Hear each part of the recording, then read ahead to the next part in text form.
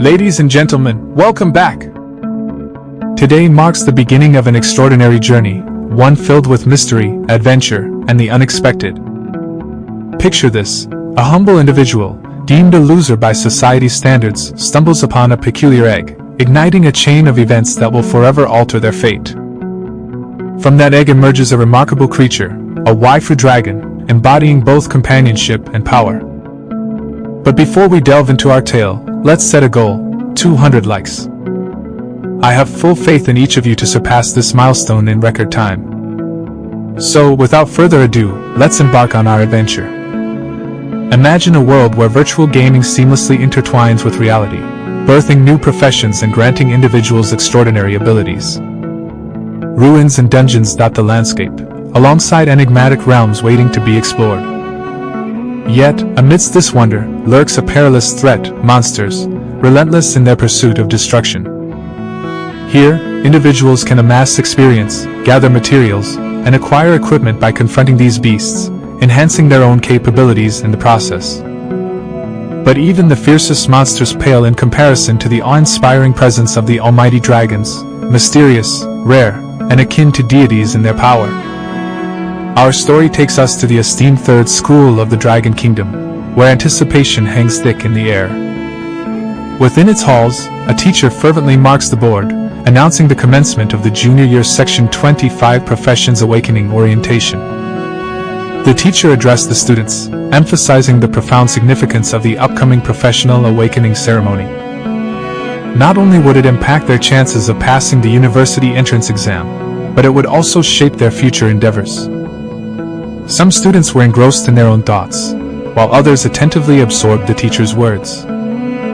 Explaining that, theoretically, the outcome of Professional Awakening was random, the teacher stressed the importance of self-assurance. Despite this uncertainty, he instilled confidence in the students, asserting that with unwavering determination, each one possessed the potential to awaken a formidable profession. Amidst the class, one figure stood out, a young man with long hair obscuring his eyes. His gaze lingered on the desk before him, fixated on a piece of paper detailing the upcoming Profession Awakening aptitude test. A smile played across his lips, for he knew that his moment had arrived. This young man was none other than Lu Fan, a traveler from a distant place known as the Blue Planet, who had found himself in this world 3 years prior. In that time, he had navigated the intricacies of this realm, gaining a comprehensive understanding of its diverse professions, which could be broadly categorized into 3 distinct types. At the pinnacle of these professions stood the combat specialists, warriors, mages, archers, and the like. Endowed with formidable abilities, they braved uncharted territories, acquired powerful equipment, and reaped generous rewards. It was no wonder that these combat professionals were the most sought after. Following closely were the reinforcement professionals, including enchanters, alchemists, and others. Their expertise lay in crafting special items imbued with potent effects. However, their path was not without obstacles. The acquisition of materials incurred considerable expenses, often requiring the backing of affluent families to nurture their talents. At the base of the hierarchy resided the subsistence professions: chefs, herbalists, miners, and the like. While less glamorous, these roles were the backbone of society, sustaining the livelihoods of ordinary individuals who diligently toiled for a living. Among them was Lu's aunt, Han Chi, a dedicated chef who tirelessly operated a modest steamed bun shop, her efforts supporting Lu's education. Despite being merely 8 years his senior, she selflessly prioritized his well-being. Determined to reciprocate her unwavering support and secure a better future for them both, Lu resolved to awaken as a combat professional. Just as his resolve solidified, the teacher's phone abruptly rang, signaling an urgent interruption. With haste, the teacher relayed the news that the awakening platform had been erected, indicating the imminent commencement of the awakening ceremony. A wave of excitement swept through the classroom as the realization dawned upon the students: it was their moment to shine. Amidst the flurry of activity, Lu remained seated in the corner, seemingly lost in thought. Concerned, the teacher approached him, inquiring if anything was amiss. Assuring him of his academic prowess, the teacher attempted to allay any anxieties Lu may have harbored. However, Lu's disquiet stemmed from an entirely different source. In a sudden twist of fate, he found himself bestowed with a mysterious system, a congratulatory message heralding the activation of the Super Treasure Map system. Bewildered by this unforeseen development, Lu's confusion was interrupted by the teacher's abrupt gesture, causing the system to vanish in an instant. Observing the teacher's evident concern, Lu hastened towards the awakening platform, reassuring his mentor not to fret over him. Descending the stairs with purpose, he couldn't shake the feeling that, as a transmigrator, it was only a matter of time before he acquired such a system. Yet, the teacher's interruption had left him unable to discern the system's true purpose. Setting aside his puzzlement for the moment, Lu resolved to ponder the matter later. For now, the impending carrier ceremony demanded his full attention.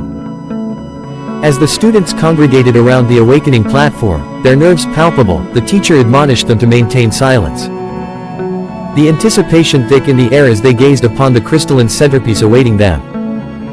Amidst the throng of students, Lu overheard a conversation echoing the aspirations and doubts of his peers. One voice harbored dreams of awakening a rare hidden combat profession, envisioning a path to power and admiration from millions. Yet, another friend cautioned against such lofty dreams, reminding him of the rarity of hidden combat professions within the school. For Lu, however, the prospect of attaining even a subsistence profession filled him with contentment, prompting him to offer prayers to his ancestors in hopes of a favorable outcome. As the Grand Master ascended the podium, signaling the commencement of the awakening ceremony, all eyes turned towards the priest chosen to oversee the proceedings. The students were taken aback by the priest's commanding presence, each harboring aspirations of reaching such heights of power. Lu, in particular, was struck by the priest's aura, sensing a power that transcended ordinary comprehension. Suddenly, his system alerted him to a new acquisition, the Eye of Appraisal. With a click, Lu accessed the skill and focused on the priest, discovering his impressive credentials, a level 29 professional with mastery over the professional awakening skill, boasting a net worth of 5 million dragon coins. The revelation left Lu reeling, but before he could fully process the implications, the headmaster's stern admonition broke through the murmurs, signaling the official commencement of the awakening ceremony. As the headmaster urged the students to approach the stage upon hearing their names, Lu's mind continued to wrestle with the stark reality of his aunt's financial struggles.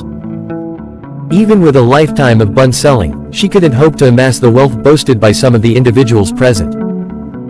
The naming ceremony commenced, with Zhang Dao, the top student of their section, being the first to be called. Speculation buzzed through the crowd, with Lu pondering whether Dao would awaken as a combat professional. It was a common belief that higher attributes correlated with a greater likelihood of awakening as such.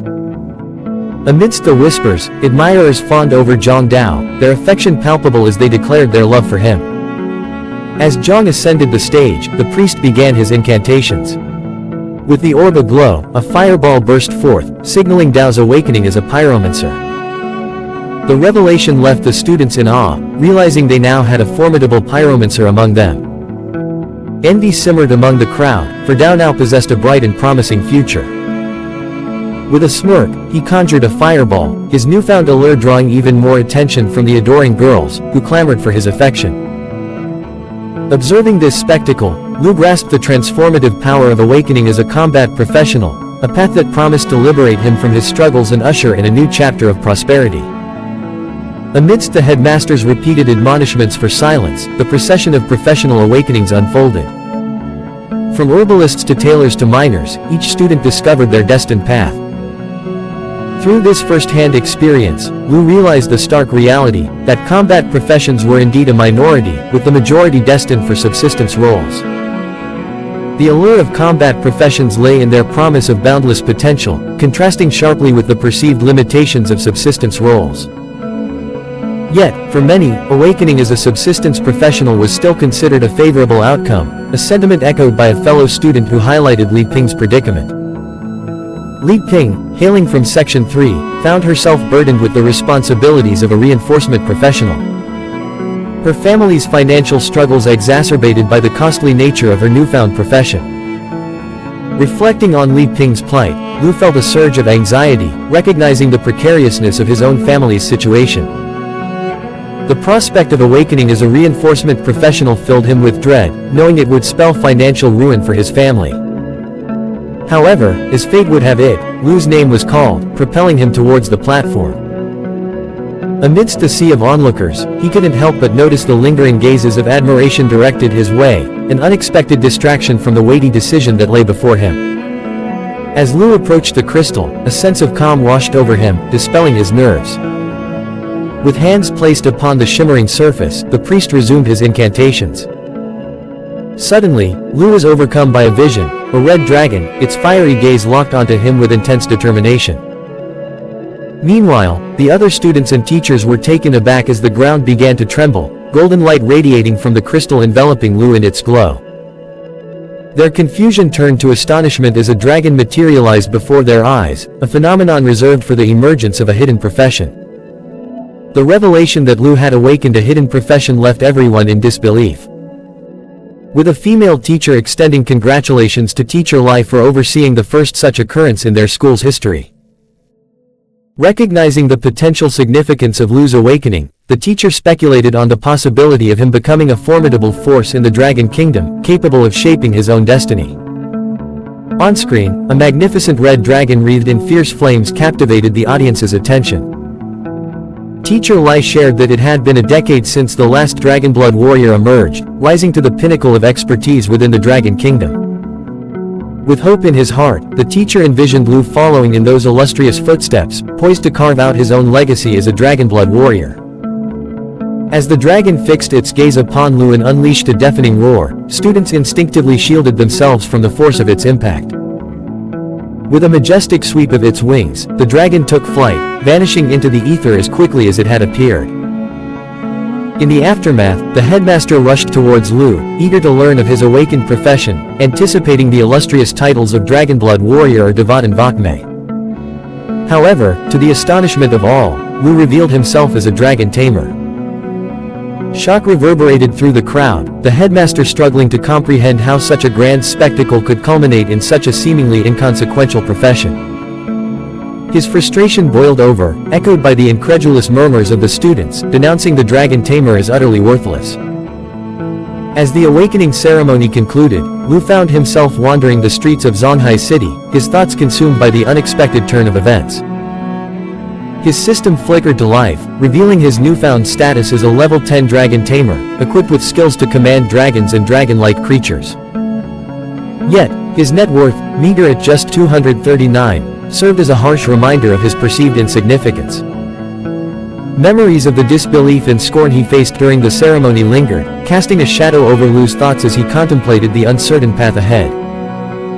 The prevailing sentiment among students and teachers alike was one of disappointment, as they perceived Lu's awakening as a Dragon Tamer to be a harbinger of mediocrity.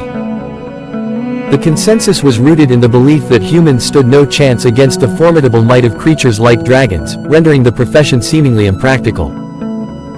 Despite being a hidden profession, its practical utility paled in comparison to revered titles like Dragonblood Warrior and Dovadenbach Mage. Confusion lingered among some students who questioned why the Dragon Tamer profession was deemed the weakest. One student offered an explanation, highlighting the rarity of encountering dragons and the inherent danger posed by attempting to tame such powerful creatures. Even the headmaster, while offering words of consolation, couldn't hide his disappointment. Yet, he recognized the hidden potential within Lu's chosen path, suggesting that perhaps Lu could find strength in taming sub-dragon species. However, Lu himself harbored doubts, knowing that the road ahead would be fraught with challenges. Despite the prevailing skepticism, Lu remained determined to defy expectations and carve out his own destiny, regardless of the perceived limitations of his chosen profession. The students' words echoed the prevailing skepticism surrounding the Dragon Tamer profession, highlighting the rarity of encountering dragons and the inherent danger posed by attempting to tame them. Even the headmaster's attempt to offer reassurance couldn't fully dispel the disappointment looming over Lu. Indeed, the student's observation hit home, underscoring the stark reality that without a dragon to tame, the supposed boundless potential of a Dragon Tamer remained unattainable. Sub-dragon species, while formidable, paled in comparison to the majesty and power of true dragons. In the annals of the Dragon Kingdom's 800-year history, no Dragon Tamer had ever succeeded in taming a dragon, an indication of the daunting challenge that lay before Lu. Despite his determination, the prospect of taming a giant dragon remained an unrealistic dream, reinforced by the locked skills in his system, dormant until he proved himself by taming a dragon. The weight of disappointment bore heavily upon Lu as he contemplated his inability to improve his aunt's circumstances despite her unwavering support. Lost in thought, he found himself standing before his home, the realization dawning upon him that his journey towards fulfilling his dreams would be far more arduous than he had ever imagined. With a forced smile plastered across his face, Lu entered the house, greeted by his aunt's warm embrace. Despite his inner turmoil, her joyous reception lifted his spirits momentarily. As she eagerly inquired about his day, anticipating tales of triumph, Lu couldn't help but feel a pang of disappointment at his own perceived failure. However, his aunt's unconditional love and support shone through her words of reassurance, dispelling his self-doubt. In a moment of vulnerability, Lu confessed his awakening as a Dragon Tamer, tempered by the realization that his abilities remained dormant without the companionship of a dragon. To his surprise, his aunt's reaction was one of unwavering pride and admiration, emphasizing that Lu's strength transcended mere titles or professions. Her embrace conveyed a depth of understanding and acceptance that touched Lu to his core. As she reaffirmed her commitment to his future, offering him the choice to pursue higher education or join her in the family business, Lu was overcome with gratitude and emotion. Tears welled in his eyes as he gazed upon his aunt, his heart overflowing with love and appreciation for the woman who had been his steadfast support through thick and thin. In that moment, Lu realized that true strength wasn't measured by the profession one chose, but by the unwavering love and support of those who mattered most. As Lu sat alone in his room, the weight of disappointment and regret bore heavily upon him. Despite his aunt's reassurances, the reality of their modest existence gnawed at him. Memories of her sacrifices and struggles fueled his determination to change their circumstances, yet he found himself at a loss. Unsure of how to proceed as a Dragon Tamer without a dragon by his side. Frustration bubbled within him, manifesting in the forceful pounding of his fists against the bed. The prospect of unlocking the true potential of his profession seemed daunting, overshadowed by the seemingly insurmountable challenge of finding a dragon. In a serendipitous twist, a notification suddenly interrupted his reverie, announcing the acquisition of his first treasure map. Shock and disbelief washed over him as he realized the magnitude of his discovery, a divine-level treasure map on his very first day.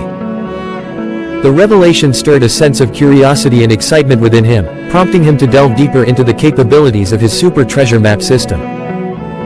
As he explored the treasure map feature, the system unveiled its classification into beginner, intermediate, advanced, and divine levels.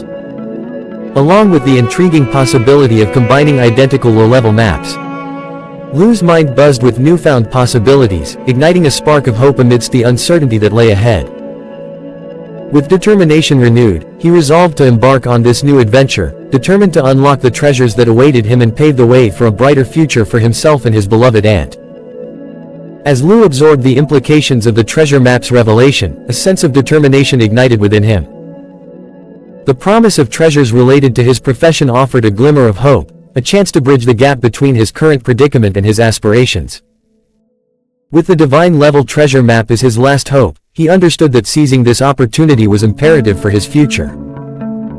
Refusing to resign himself to a life of mediocrity, Lu resolved to embark on this journey, clicking onto the treasure map without hesitation. The revelation that the treasure lay in Mount Shezan spurred him into action, knowing that he had to seize this chance, regardless of the challenges that lay ahead. As dawn broke, Lu's aunt stirred from her slumber, her gaze falling upon a note left on the dining table. With a mixture of concern and curiosity, she glanced towards Lu's room, only to find it empty. Unbeknownst to her, Lu had already set out on his journey, determined to chase his dreams and carve out a better future for himself and his beloved aunt. Meanwhile, amidst the towering mountains, a bus wound its way along the rugged terrain, carrying Lu ever closer to his destination. With each passing mile, his resolve strengthened, fueled by the promise of the treasures that awaited him atop Mount Shezan. As Lu descended from the bus and set foot at the train station, his resolve remained unshaken, his determination to change his fate burning bright. Unbeknownst to him, a group of suspicious individuals trailed closely behind, their intentions veiled in secrecy. Surveying the desolate outskirts of Mount Shezan, Lu's thoughts were interrupted by a sudden impact on his travel backpack. Whirling around, he found himself face to face with a burly man and a young girl, both regarding him with suspicion. Instinctively reaching for his weapon, Lu prepared to defend himself, only to feel a hand clamp down on his shoulder from behind. Startled, he turned to confront an elderly man with an eye patch, his presence adding an air of ominousness to the encounter. Refusing the old man's offer to join them, Lu recoiled as the girl brandished a knife, her threat hanging heavy in the air. Despite their warnings of the dangers lurking in the wilderness, Lu remained steadfast in his decision to travel alone. Observing the trio before him, Lu's instinct screamed danger, recognizing them as likely perpetrators of theft and robbery. With resolve hardened, Lu braced himself for whatever challenges lay ahead as he stood firm against the looming threat. Facing the menacing demeanor of the robbers, Lu's heart raced with trepidation, acutely aware of his own vulnerability in the face of their aggression. With a defensive stance, he braced himself for whatever confrontation lay ahead, steeling himself against the imminent threat. As the robbers pressed him to join their group for safety in the wilderness, Lu weighed his options, knowing that his lack of skills left him at a disadvantage. With quick thinking, he concocted a ruse, claiming to be a summoner capable of conjuring elemental creatures to aid him in times of peril. As the girl bid him farewell with a whispered compliment, Lu's nerves remained on edge, grateful to escape the clutches of the robbers unscathed. Reflecting on the encounter, Lu couldn't help but feel a sense of relief mingled with lingering apprehension. Though the dangers of the wilderness loomed large, he found solace in the knowledge that he had evaded a potentially deadly encounter with the dungeon robbers. With newfound resolve, Lu pressed on, determined to navigate the challenges ahead and seize control of his destiny. Lu's encounter with the Powerhorn horses served as a stark reminder of the precariousness of life without strength. Though he chose to avoid disturbing them, opting for a safer path, his journey through the wilderness remained fraught with danger. Navigating the terrain with caution, Lu's misstep with a frog inadvertently triggered a chain reaction, inciting the wrath of a group of giant horned antelopes. With mounting panic, Lu found himself pursued by the enraged creatures, their thunderous hooves echoing in his ears as he raced desperately for safety. In a moment of desperation, Lu's quick thinking saved him from the stampede, narrowly avoiding being trampled underfoot. Yet, as he looked upon the unfortunate fate of the frog, he couldn't help but feel a pang of disappointment and vulnerability. Despite his efforts to evade danger, he realized the fragility of his own existence in the face of such formidable adversaries. As he caught his breath and assessed the situation, the gravity of his predicament weighed heavily upon him. With each passing moment, the realization dawned that his journey was fraught with peril, and his ability to overcome the challenges ahead would determine his fate. Determined to seize the opportunity before him, Lu resolved to press on, determined to carve out a path to strength and resilience in a world fraught with danger and uncertainty.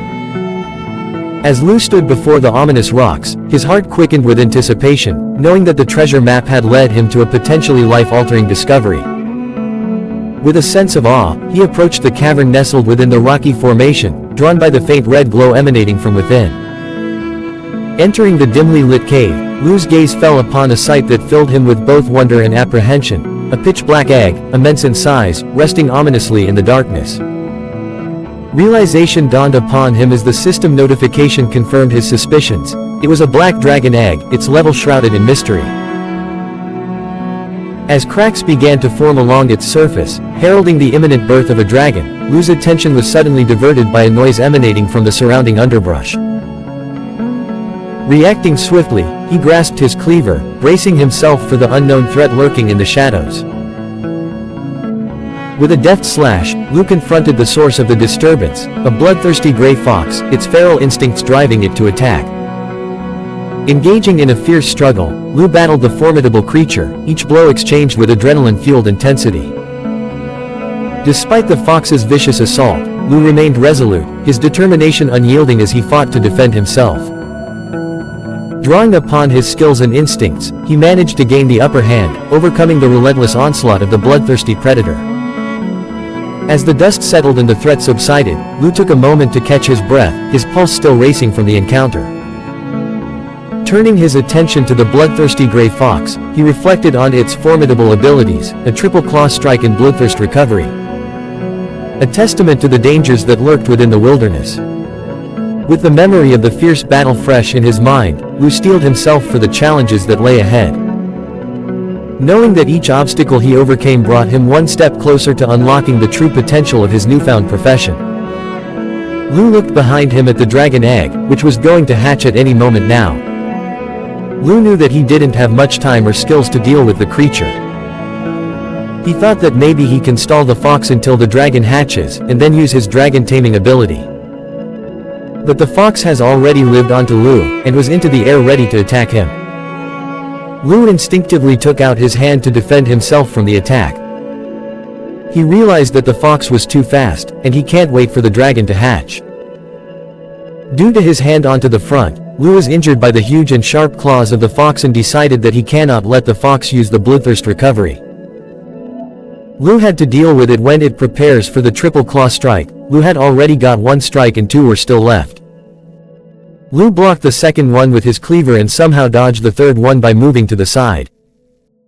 Now it was finally Lu's chance. He slammed his cleaver straight onto the head of the bloodthirst gray fox. As blood splattered all around the monster, Lu took out his cleaver from the creature's head. A notification popped up telling him that he had defeated a bloodthirsty gray fox, and was rewarded 120 experience points for it. Lu was out of breath, but was now calm because he got rid of the monster.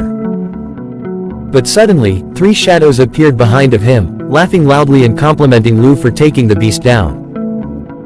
As Lu found himself cornered by the group of robbers, his heart pounded with a mixture of fear and frustration. Despite his efforts to deceive them, they had seen through his ruse and now had him at their mercy. With his cleaver thrown aside and the lady's knife pressed against his throat, Lu's options seemed limited. Feeling the weight of the woman bearing down on him, Lu knew that any sudden movement could result in a fatal outcome. He held his breath, trying to steady his nerves as he weighed his next move. Meanwhile, the eye-patch man taunted Lu, his words a stark reminder of the dire situation he found himself in. Lu cursed his own naivety, realizing too late the danger he had walked into. Desperate to regain control of the situation, Lu racked his brain for a way out. But with the robbers closing in around him, his hopes of escape dwindled with each passing moment. Caught between the threat of violence and the looming specter of failure, Lu braced himself for whatever fate had in store for him. The muscular man ran towards the dragon egg and asked the other members to have a look at what he found. Lu saw his plan failing in front of his eyes, and as the eye-patch man was happy for getting the treasure, he ordered the girl to kill Lu instantly. The man ran towards the egg while the girl told Lu that he was indeed handsome, but she would still have to bid farewell to him. Lu was still not ready to lose his hope. He saw that the dragon egg was almost hatched, and knew that he can't let the robbers take away the dragon from him. Suddenly, the dragon hatching was complete, and something flew out of the egg in an instant, surprising the group to the core. As they looked above their head, they saw a silhouette of a giant dragon, not able to understand about the kind of monster it was who came from the egg. The dragon came raging down at the robbers, and the eye-patch guy threw a bottle of some kind of potion at the creature for his defense. The dragon was able to swiftly dodge the bottle and continued with his attack. The muscular guy readied his fists to punch the dragon, but as the creature opened his jaw, it decimated the muscular guy with his ferocious attacks and flames. The eye-patch guy was deeply struck into horror as he saw the lifeless head of his muscular companion. He saw that the dragon was looking at him, knowing that his was finally the time for the guy to go to where his muscular companion was. He screamed and screamed for the girl to help him, but she was experiencing fear to her core. By seeing the mysterious but dangerous creature, she lowered the knife which was put onto Lu's throat. And as Lu relaxed, he looked at the dragon. He never imagined that even a newly hatched dragon can be so powerful. It was now understandable to him about why people can't tame the mysterious dragons at once. Hearing Lu mentioning a dragon, the girl looked at him in fear, finally knowing that the monster was none other than one of the fabled dragons of the legend. As the girl turned around, she saw the creature who ate both of his companions in one go and was now looking at her in confusion. The girl immediately removed her knife from Lu, and put it in front of her in a try to defend herself. But she did not realize that Lu was now free. He slammed the robber onto the side, telling her that the dungeon robber's sense of smell was too dull. He screamed at the girl for attempting to steal the dragon which was rightfully his. Lu immediately ran towards the dragon, even confusing the creature. As he screamed, "Dragon taming technique." Yellow light started emanating out of his hands. Even the dragon was surprised by what Lu was doing. But as he touched the dragon, the girl behind him asked Lu in fear about who he was. Lu smiled as he asked the girl in surprise if she finally wanted to know who Lu was. He finally told the girl that he was not just a summoner, but instead, he was a dragon tamer. A notification popped up telling Lu that the Black Dragon Covenant was now tamed by Lu. The mysterious Black Dragon had the skills named Dragon Claw, Dragon Fang Strike and Dragon's Inspiration. As the creature leapt towards the girl, she started apologizing for her behavior to Lu, telling him that she really didn't know that the treasure was actually a dragon egg. But all she saw was a red and black silhouette of Lu and his newly acquired dragon. Lu was furious at the girl for scheming against multiple innocent people. He told the girl that the only thing that she gets was a chance to go join her comrades in the other world. He ordered the dragon to finish her once and for all. And after everything was finished, Lu was finally sitting onto a cliff of the mountain bandaging the hand, which was injured by the fox monster. While the dragon was searching for something into his new master's bag. Finally, Lu picked the dragon up, not able to believe that he finally crossed the gap between the weakest and the strongest of the races. He raised the dragon onto his hand like a kid, telling the creature that it was way too lively. Lu was awestruck by knowing that the dragon was so powerful right after hatching, so it will get stronger and stronger as much as it levels up. Lu tightly hugged his newly acquired dragon, telling the creature that the title of Dragon Tamer will no longer be called the weakest class. But now an important question arose in the mind of Lu. What would he call his newly tamed dragon? He thought of names like Little Coal Ball and Black Diamond, but they were too lame. Finally, Lu noticed that the dragon was licking at his wounds. As the dragon drank, its master's blood-red aura started emanating from the creature. As the dragon opened up his elegant wings, it started transforming into a magnificent girl, and was now standing in front of his master. The black dragon has now transformed into a human with a long tail and two elegant wings. Alright guys, the waifu is here finally, all hail the waifu tamer. Lufin was shocked by seeing her into this form, and understood that the dragon can also transform into a human. As the dragon did not understand human language, she just shook her head to agree with what Lufin was saying. The dragon lady was still behaving like a child and was flying here and there. While Lufin read about his new unlocked skills, they included Dragon Taming, which was the ability to tame dragon-like creatures, along with Dragon Claw, which transforms the player's arm into a dragon claw, and its strength depended on the current dragon pet. Another skill was the Dragon Fang Strike, which mobilizes dragon energy to deliver a powerful blow, and last but not the least, the Dragon Inspiration, which inspires the user and the dragon pet, and increased all attributes and attack power by 30%. We come to know that the Black Dragon was a legendary creature. For Lu Fan, it was just as he thought. As soon as he had successfully tamed a dragon, all his skills were unlocked. Lu Fan immediately knew that even if he were to personally act for it, he could easily crush other combat professionals of the same level. Lu Fan clicked onto the Black Dragon's profile, and her stats were now in front of him. The dragon had the strength of 342, with agility of 267. She had a spirit of 359, with an endurance of 373. And was a legendary creature. She had multiple attacks, including the Mighty Jaw Assault, which swiftly charges forward and tears into the target, causing continuous bleeding damage. She had Lava Flame, which continuously spurts flames, dealing damage while healing her. She had the Black Dragon Heritage, which reduced all damage taken by 50%, and gave immunity to all debuffs, along with 500% increase in self-recovery ability. She had a special skill, which needed a blood pact. It was the Bloodline Connection, which provided a 10% attribute bonus to the Dragon Tamer. Lu Fan was shocked to the core by knowing that there was this much power inside a mere dragon hatchling. Even when he contracted just with a level 1 dragon hatchling, it had these powerful skills, and nearly 400 points in various attributes. Even a skilled human expert, who is 20 levels higher than Lufin, would not stand a chance against him now, and he would never have to think about the ordinary humans at all.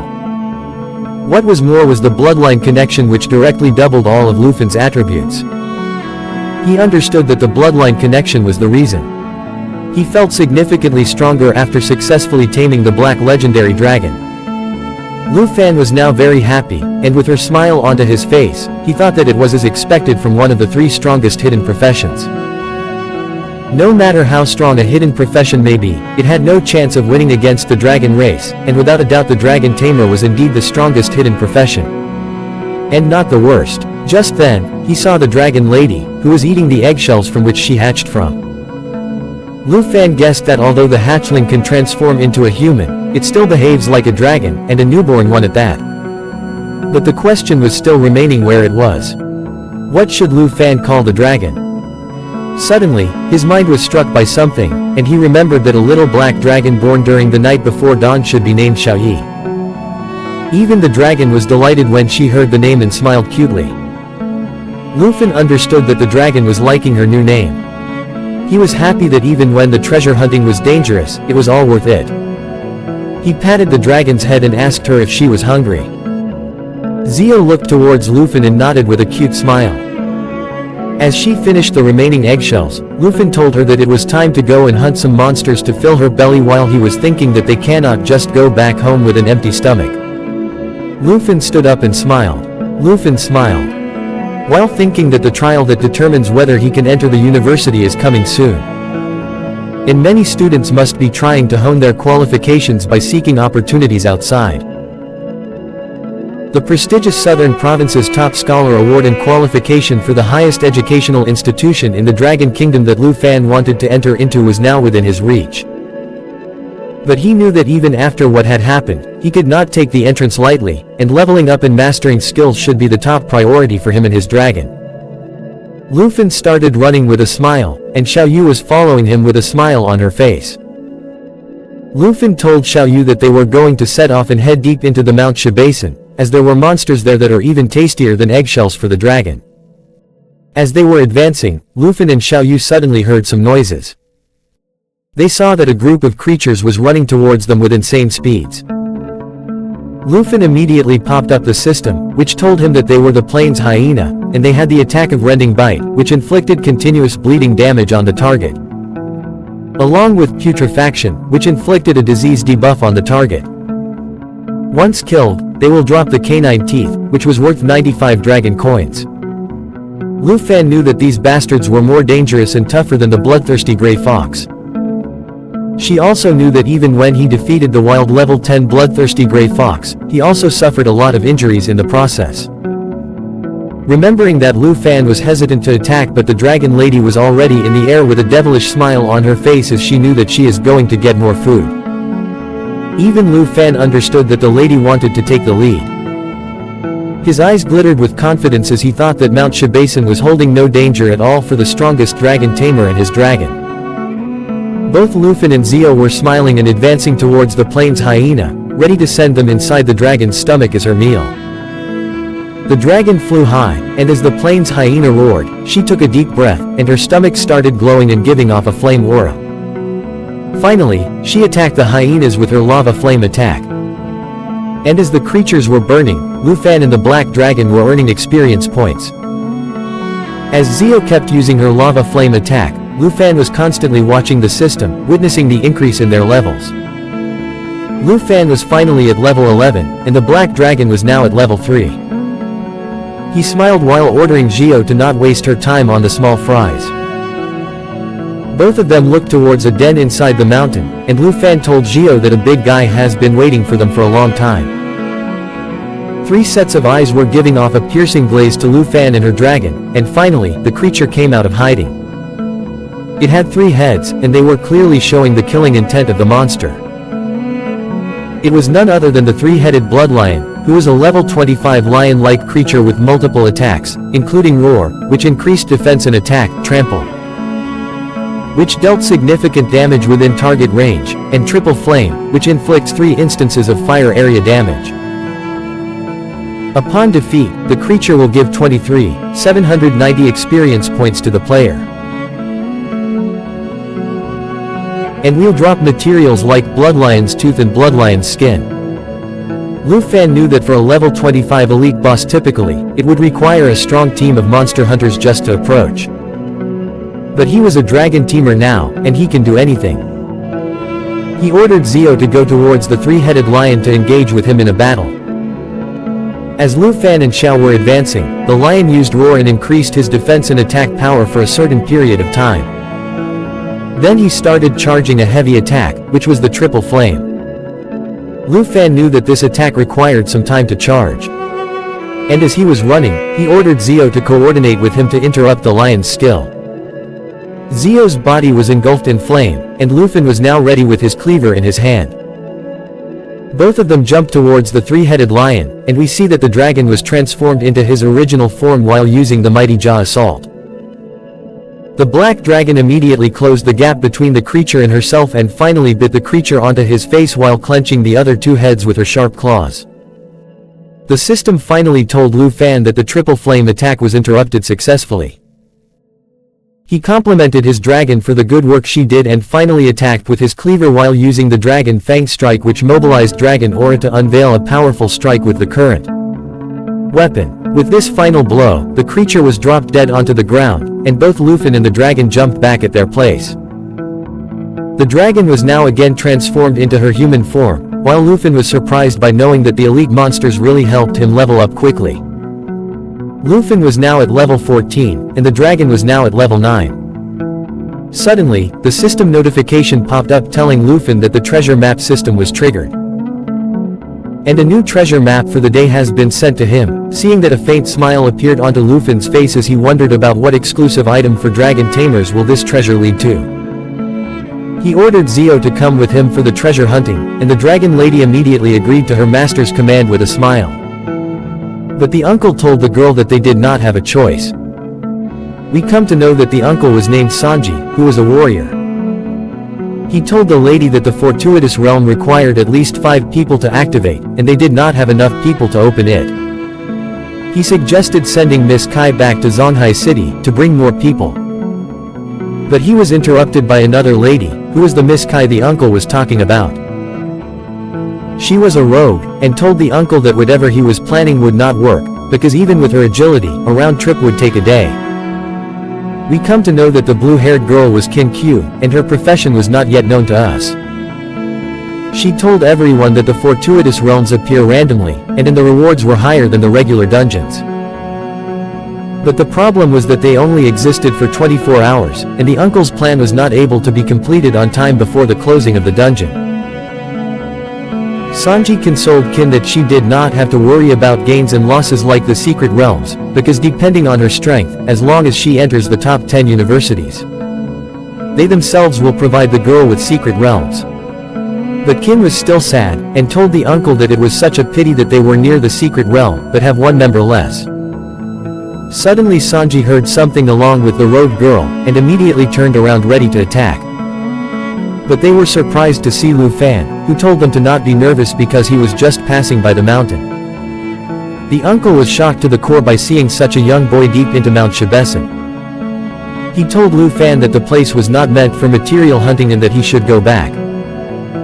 But Qin immediately stopped the uncle between his talk and told Lu Fan that the group was the part of the Qin family in Zongjia City and her name is Qin Chu.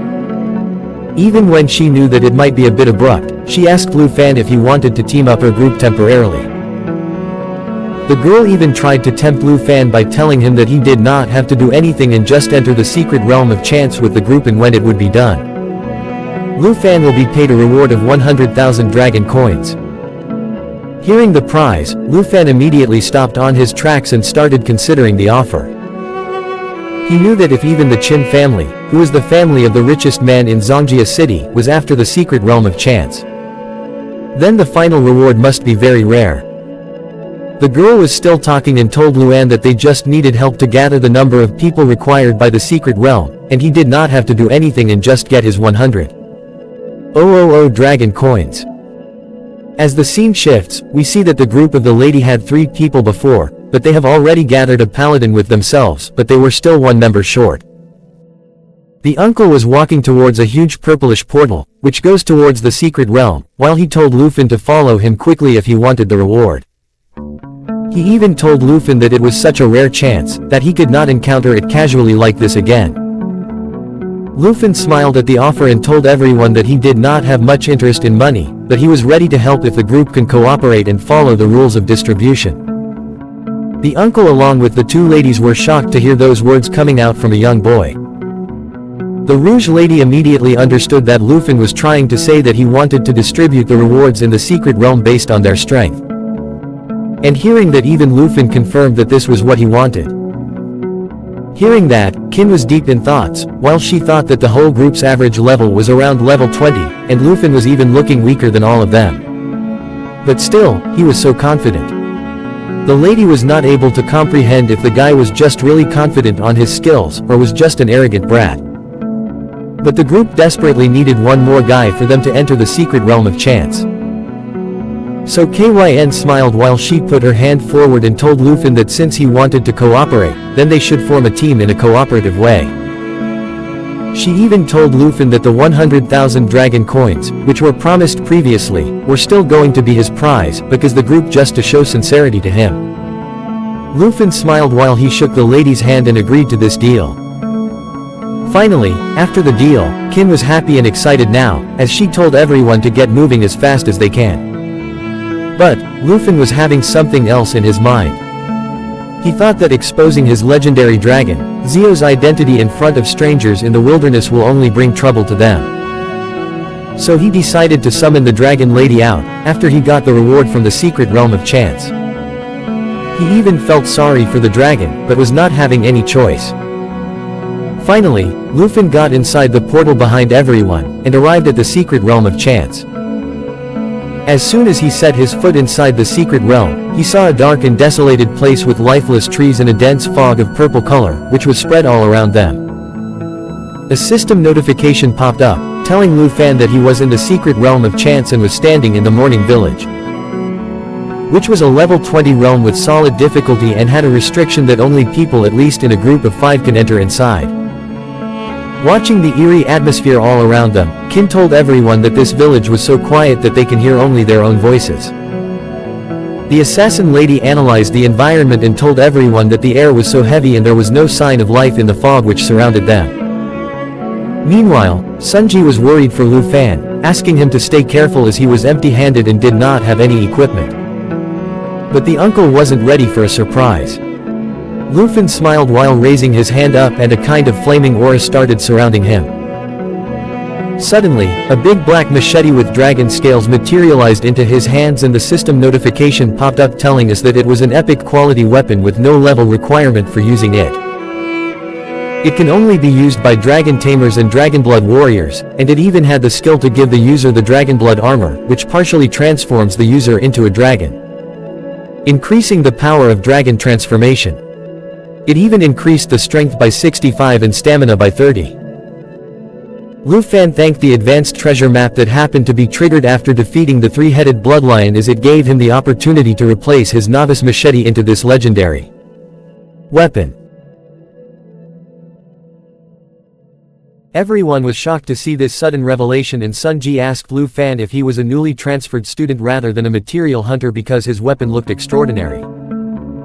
But the assassin lady was getting pissed off and asked the uncle about why did he care so much about a stranger.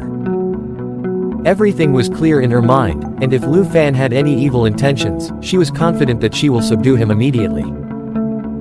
Suddenly, Sunji was surprised as a hand came out from the ground all of a sudden and startled him.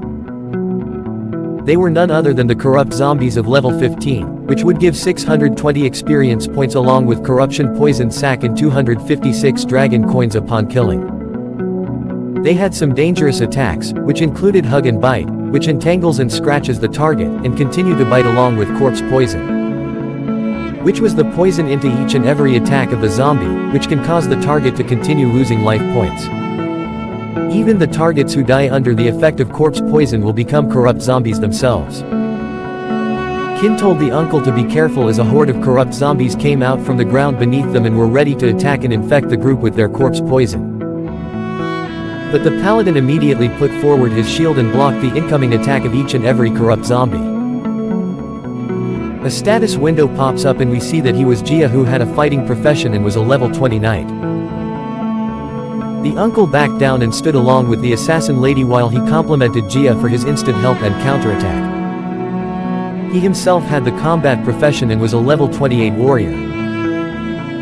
He hacked and slashed all the corrupt zombies coming in his way, along with the rogue lady, who was also a level 28 rogue. New Fan was watching the whole fight as everything was pop up into his system window, while he thought that the warrior, the rogue, and the knight who were guarding the portal was a very reasonable configuration. Lu Fan was watching the whole fight as everything was pop up into his system window, while he thought that the warrior, the rogue, and the knight who were guarding the portal was a very reasonable configuration. Mission and strategy, especially for the uncle because he was a level 28 warrior who was about to change his profession for the second time. Suddenly, Kin raised her staff in the air and yellow aura started surrounding her all over Lighty, raising her up from the ground as she was chanting some spells and charging her attack. Finally, she attacked with her Holy Light Star Rain attack, which gathered energy and sent out a starlight rain towards the enemies, which caused holy damage to them within the range, and also healed the allied targets by the amount of damage received by the zombies. Everyone witnessed multiple meteorite-styled attacks, and Sanji along with the rogue lady immediately dodged the incoming attack. While all the zombies were now prey to Kin's huge area of effect attack, which decimated them and left no trace. She smiled while she told Lu Fan that this was his profession. We come to know that Kin also had the hidden profession of the Holy Light Mage, which can combine attack and healing together. Even when the attack damage was lower than that of a mage, and the treatment was not as good as of a priest, it can do both of them at once, which was helpful for the team in many ways. The notification popped up telling Lufin that Kin was a white level hidden professional, the Holy Light Mage. Even Lufin was surprised by realizing that he just met another hidden professional in such a short span of time. He even complimented the holy damage of the girl, which was very effective against the zombies. But the silence was short-lived as everyone felt an earthquake below their feet and somehow balanced themselves. Lufin realized that due to all the commotion, some elite monsters were alarmed and were now coming towards the whole group. Listening to the sounds of their steps, Lufin knew that they were quite a few in number. Suddenly, a blood-red hand came out of the ground and the system notification told Lufin that they were blood zombies of level 20, which can give 840 experience points, along with blood corpse poison sac and 90 dragon coins upon killing. These zombies had blood-sucking bite, which entangles, scratches, and bites the target, causing damage to them and healing the zombies at the same time. They also had corpse poison, which was inside their each and every attack, along with a new attack of blood fury, which allowed them to enter a violent state and increase their strength and agility by 40%. Even these zombies started to slowly come out from the ground because they wanted to kill the whole group of living beings present in front of them. Sunji was alarmed when he looked at the elite monsters coming at him and told the rogue lady to protect Kin and Lu Fan while he ordered Ja to come with him because they can't let these pieces of rotten meats break through the front row. Even Ja stopped the fight he was taking on and immediately followed the leader's command. Both of them were ready with their heavy attacks. And Sunji used his full moon onto a blood zombie, splitting his hand from his undead body. Meanwhile, Ja also used his sword to thrust it where the zombie's heart should be, giving them lethal damage. Or at least they thought so. Sunji screamed at Ja, asking him if he can draw his weapon out or not. But both of them were now in shock as they saw that the zombies were smiling and were not even showing a hint of damage that they took. Suddenly, Ja saw that the blood zombies started to absorb both of their weapons inside them. And they smiled and laughed frantically while growing big in size as they activated the corpse poison, which started infecting the group with the poison and healed the zombies in the process. Jia was not able to comprehend about how this was possible, and even Kin was in shock, telling everyone that the corpse poison requires the priest's clarity to remove it from the body. And she can't do so, thus meaning that she was unable to help anyone. Meanwhile, the zombies' growth was not stopping, and was now engulfing the knight's hand inside of them, also inflicting him with the corpse's poison damage, which was increasing by every second. Jia was now desperate, and screamed in pain while asking all of them to come and help him. He told Sanji to release his weapon quickly, otherwise he will get infected too. And after doing just that, Sunji ran towards the knight in the hope of saving him. He ordered the robe lady to come to the front row and defend him from the blood zombies, while he pulled out the knife from the grasp of the muscular blood zombie. But she was not able to help them because she was busy fending off zombies, which were trying to make her like them, too. Suddenly, they heard Lufin's voice, who told Sanji and the knight to chill out and let the lady continue to fight. We see that one of Lufin's eyes was glowing with a crimson-red color, as he had the epic machete in his hand, ready to slay all the monsters. Sanji wanted Lufan to get out of the way of the red blood zombies, thinking that he will be brutally damaged if he did not do so. But Lufan has an intense determination in his eyes, as he used his legendary ink dragon machete, and immediately attacked the blood zombie's throat, with yellow flaming aura surrounding him all over, along with his legendary weapon. Everyone was shocked to the core by seeing this phenomenon unfold, and the most shocked among them was Sanji, who was not able to believe that Lufan was able to defeat the zombie. On the other hand, he was returning Sanji his sword, while telling him to not back down and keep moving forward with a smile on his face. But the uncle ignored that, and immediately asked Lufan about how high his level was exactly, because it was impossible for a newly transferred student to have such high attack power. But there were more important things in hand. The paladin, Little Jia, was gravely wounded, and Kyn immediately came towards him while telling him to hang in there as he's going to get healed, Lufan, and smiled with the dragon aura emanating from one of his eyes. While he told Sanji that he was a normal level 14 student, and there was no need for him to lie to anyone about that. He told everyone that he just came to Mount Shezan for doing some practice for the great exam. Qin was healing Little Jia while he heard these words coming out from the stranger, and realized that Lufan was a student from the same year as her. She was not able to comprehend about how a level 14 student actually had higher attack power than the uncle who was level 28. But suddenly, a red blood zombie attacked the lady from behind with a gruesome smile on its face.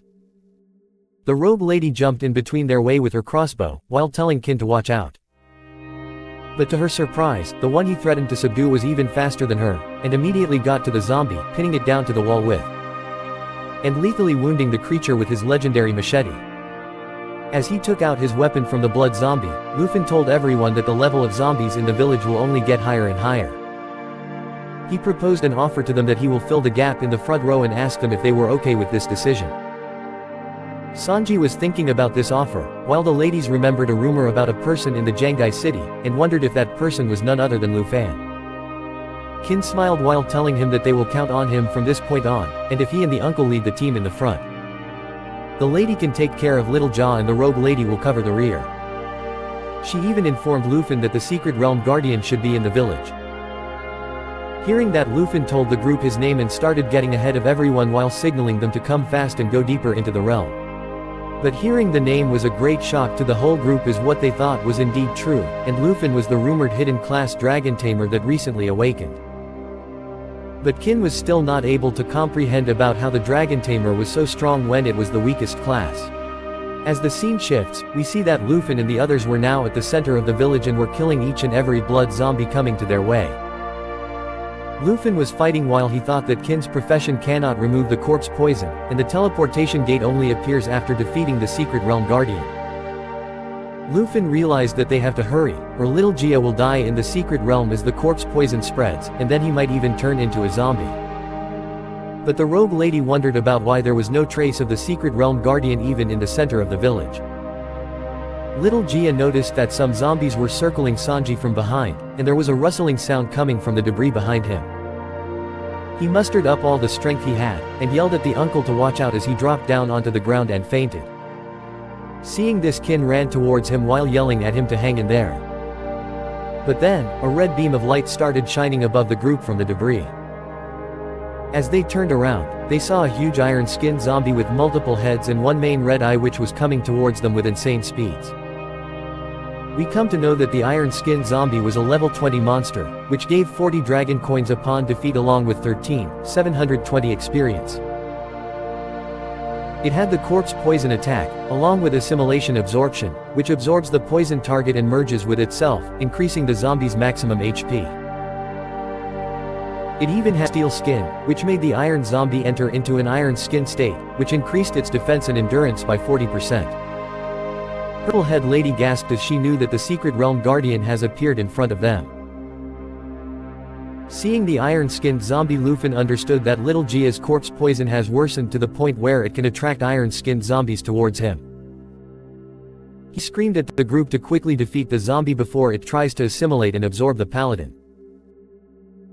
Hearing that, Sunji immediately ran towards the zombie and attacked him with Moonlight Slash.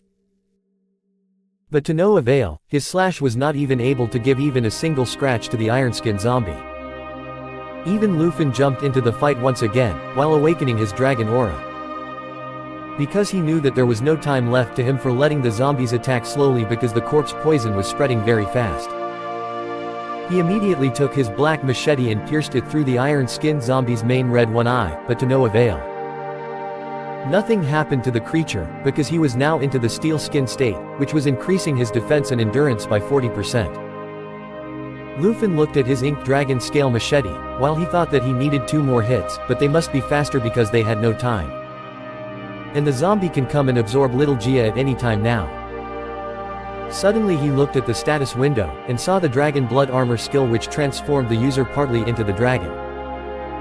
Meanwhile, the iron-skinned zombie finally ran towards the paladin, while it was charging its assimilation absorption skill, ready to absorb the poor guy. But at that crucial moment, Lufin yelled at Qin to use her holy spells in coordination with him while he began transforming his hand by using the blood dragon armor. He told the uncle to protect little Jia with the help of the purple-head lady. We see that as Lufin's transformation was complete, one of his hand was now converted into a dragon hand. And listening to his commands, even Kyn was ready and started chanting her holy spells with her staff up in the air. Lufin and Kyn ran towards the iron-skinned zombie and our boy jumped at the creature with all his might. While the Holy Light Mage also used her Holy Starlight Rain attack onto the undead creature in the hope to defeat it once and for all by giving it massive damage. The iron-skinned zombie boss was running towards Lufin and the group with insane speeds while it screamed that it wanted fresh blood and flesh. Our boy Lufin jumped into the air, ready to attack the unshakable creature right during its movement.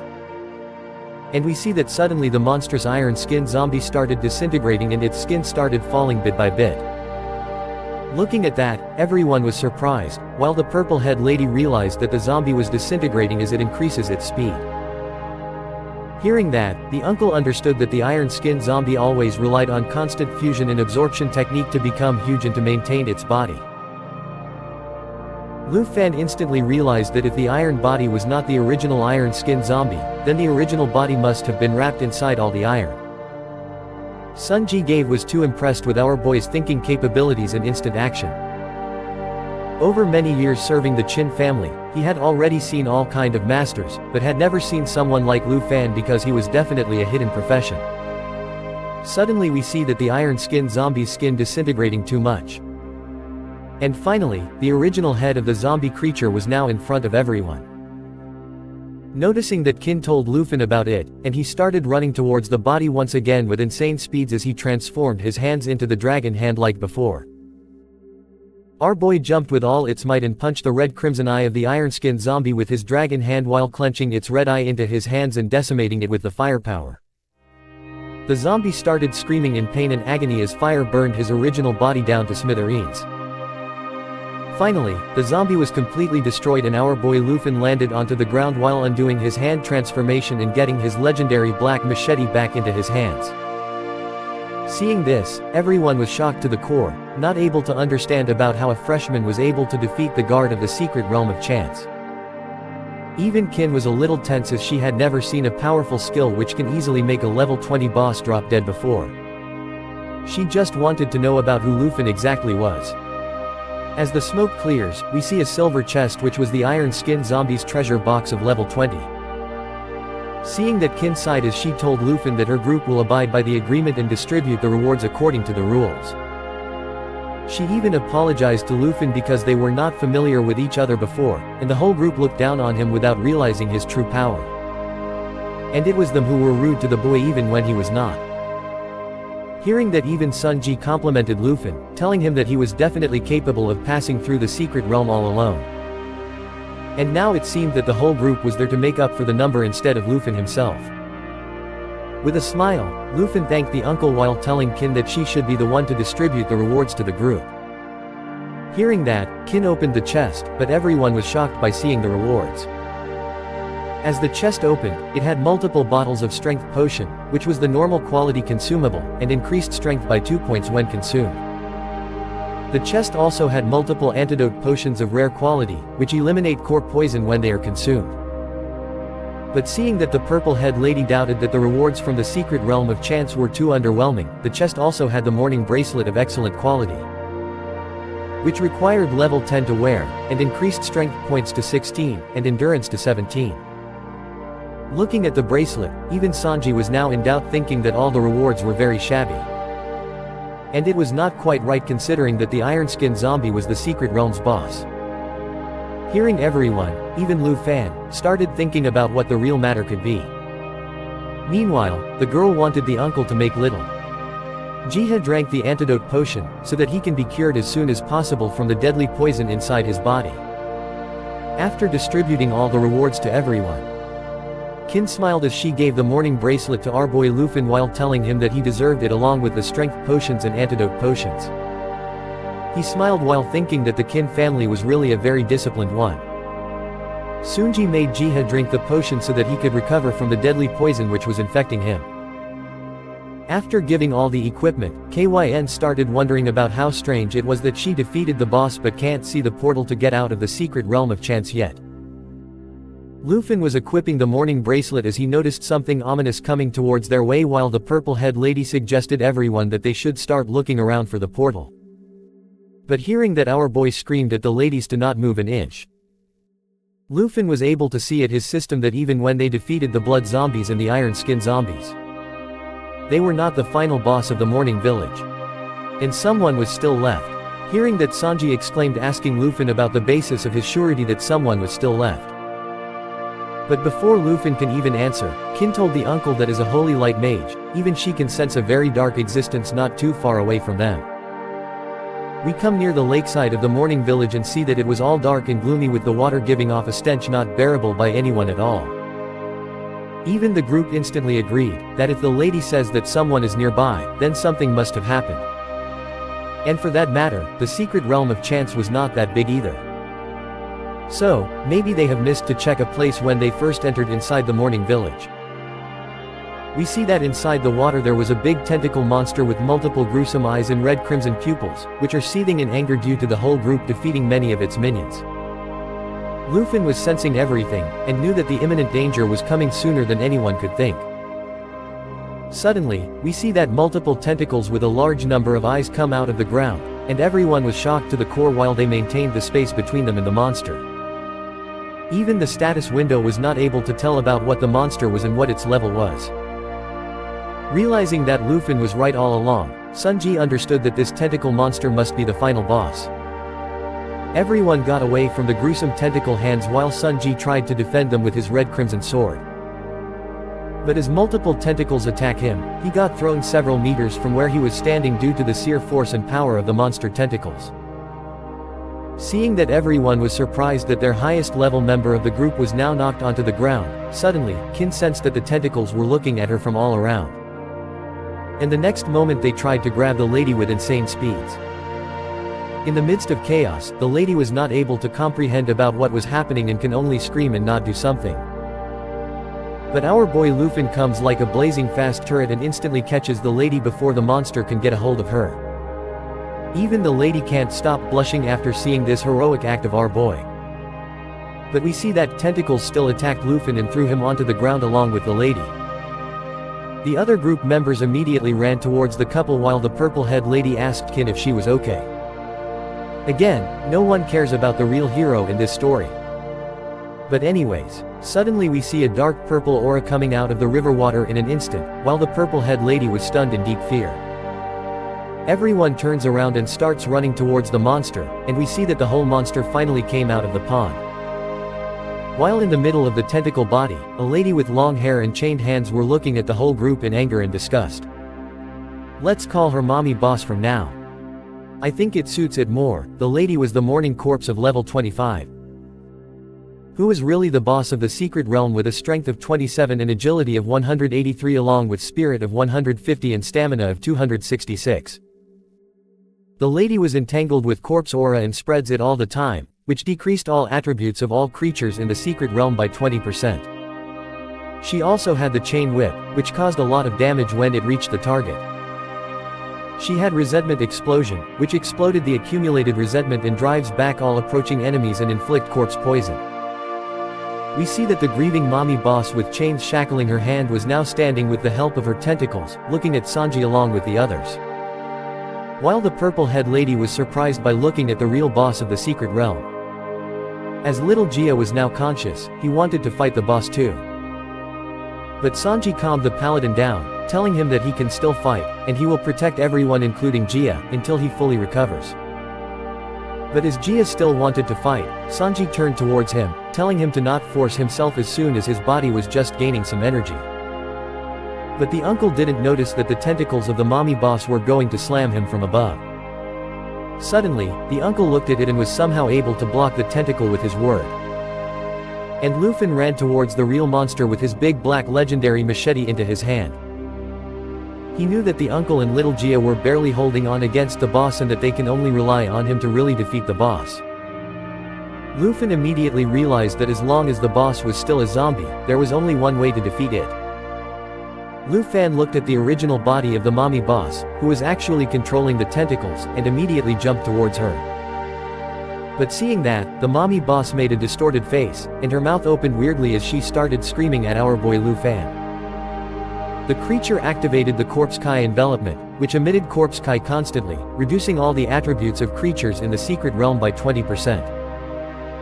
Everyone was now affected by this attack, including our boy Luffy, but somehow he was able to still go on and reached one of the tentacle of the mommy boss while it attacked our boy ferociously.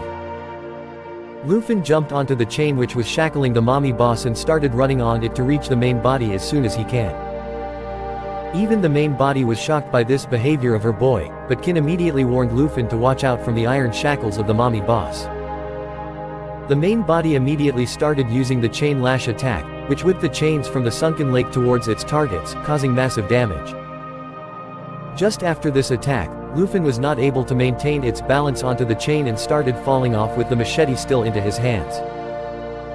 Now the main boss of the secret realm was so angry that it looked at the whole group in disgust and anger and started using its chain lash attack with an intention to kill all of them.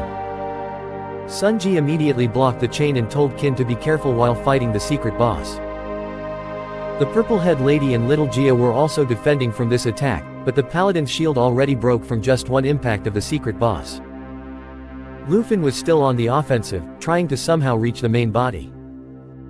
But he immediately noticed that a tentacle hand swept through the air right beside him and straight away got to Sanji and the group.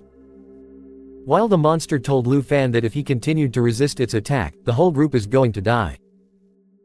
Knowing that, Luffy was not able to contain his anger and still continued going towards the main body of the monster, telling her to get out of the way and let them leave the dungeon. He even used his dragon strike attack once again, which mobilized the dragon energy to give a powerful blow to the enemy with the help of current weapon. The mommy boss was getting hurt and started doing desperate attacks of the chain lash, giving a continuous assault to the group and our boy, Luffy.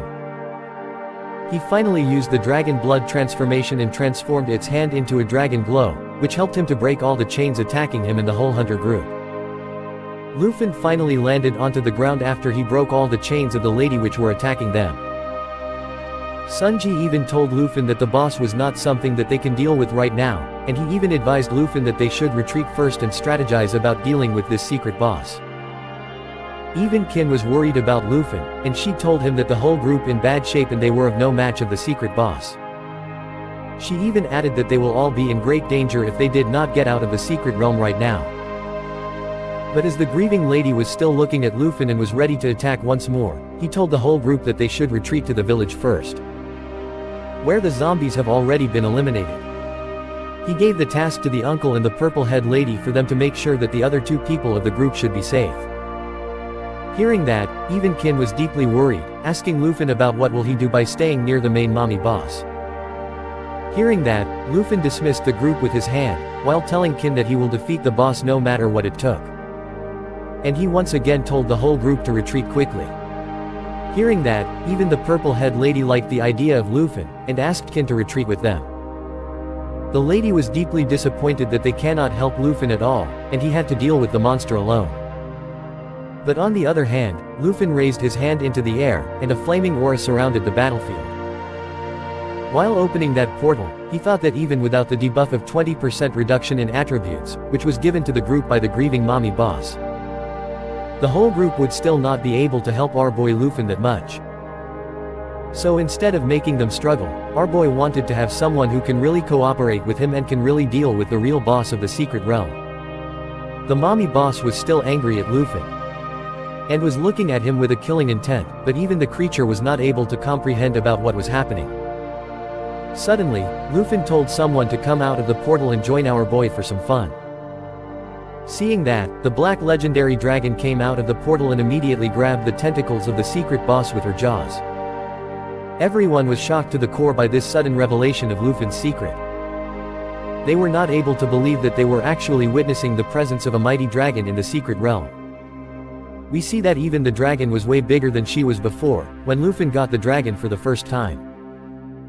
The legendary dragon grabbed each and every tentacle coming at her with her sharp claws and huge hands. Meanwhile, the group was still in shock, seeing that the mysterious kid Lufin summoned a giant dragon into the secret realm. Even when Lufin had the plan to not reveal the dragon to the hunter group, there was no other way to defeat the secret boss without summoning her. Agreeing to every order of her master, the dragon immediately used the giant assault attack, which made the dragon rush at high speed and then bite the target, causing continuous bleeding damage. By doing this, the dragon broke multiple tentacles of the main body, causing the zombie mommy boss to scream in immense agony and pain, making her roar and to frantically attack. But even after all of this, the dragon was not ready to stop and gave a final attack to the secret boss of the secret realm, taking all the shackles of the mommy boss and making her submerge into the water once again. And with that, finally the secret boss of the realm of chance was defeated. Sunji was not able to understand about how Lu Fan was able to dismantle the whole enormous boss in just 2 blows. It was simply a terrifying thought to him. Even little Gio was not able to believe that he was witnessing the might of the dragon with his own eyes. Everyone in the group believed that seeing the dragon meant their inevitable death, but that was not the case, and they were truly shaken and terrified while also being amused. Even Qin understood that the person in the recent rumors she heard about Zhonghai's Sedum was really our boy, the one and only worthless Dragon Tamer Lu Fan. We see that Lu Fan was patting the dragon for the work she did, telling her that she did very good work. Lu Fan approached the chest and opened it. The chest began to glow, and as he looked inside, he started smiling. Little Qin held the magical staff with both hands and stood behind watching him, while the rest of the team simply stood silently watching. As Lufin opened the chest, it contained several objects. The first one was the Holy Light Staff. This object was of excellent quality, with 32 spirit points and 19 stamina points. The required level to use it was level 10. The staff had an ability called Holy Light Seal, which allowed the user to bind the target with light. The duration of the bind depended on the user's spiritual attributes. The second object was a robe called Twilight. This object was of excellent quality. It had 35 spirit points, 15 stamina points, and the required level to use it was level 10. This outfit had an ability called Light Flow, which allowed the user to use light to create a barrier to protect themselves from attacks. The amount of damage that the barrier could absorb depended on the user's spirit attributes. The third object was the Ring of Mourning. This object was of rare quality. It had 57 spirit points, 21 stamina, and 12 strength points. The required level to use it was 15. This ring had an ability called Morning Aura that allowed the user to assign any target to obtain the Morning Aura. Any attack launched by the person with the aura would be added with a resentment value. When the resentment value accumulated, the attacking target would be affected by negative effects such as poisoning, bleeding, and dizziness caused by corpses. The fourth and final object was the Job Transfer Scroll. This object was of rare quality, and it had no points as it was consumable. The effect of this object was to induce a low probability that a non-hidden profession would be transferred to the hidden profession of the current profession. Without thinking twice, Lufin chose the Job Transfer Scroll. He stood up, and while holding the scroll in his hand, he turned towards Little Chin and the others. As his body emitted a blue energy, he revealed to them that he was going to choose the scroll. A system window appeared to inform him that he had successfully obtained the job transfer scroll. Littlekin approached Lufin and explained that he didn't need to go out of his way for them at all. According to the rules, these items belonged to him. And Lufin replied saying that he wasn't pretending to be a gentleman, and all the equipment had spirit attributes. The spiritual equipment was more suitable for her. He also added that all he needed was this job transfer scroll. Littlekin approached the chest, and while looking inside, she explained to him that if she hadn't met him, then all of them could have died in this place.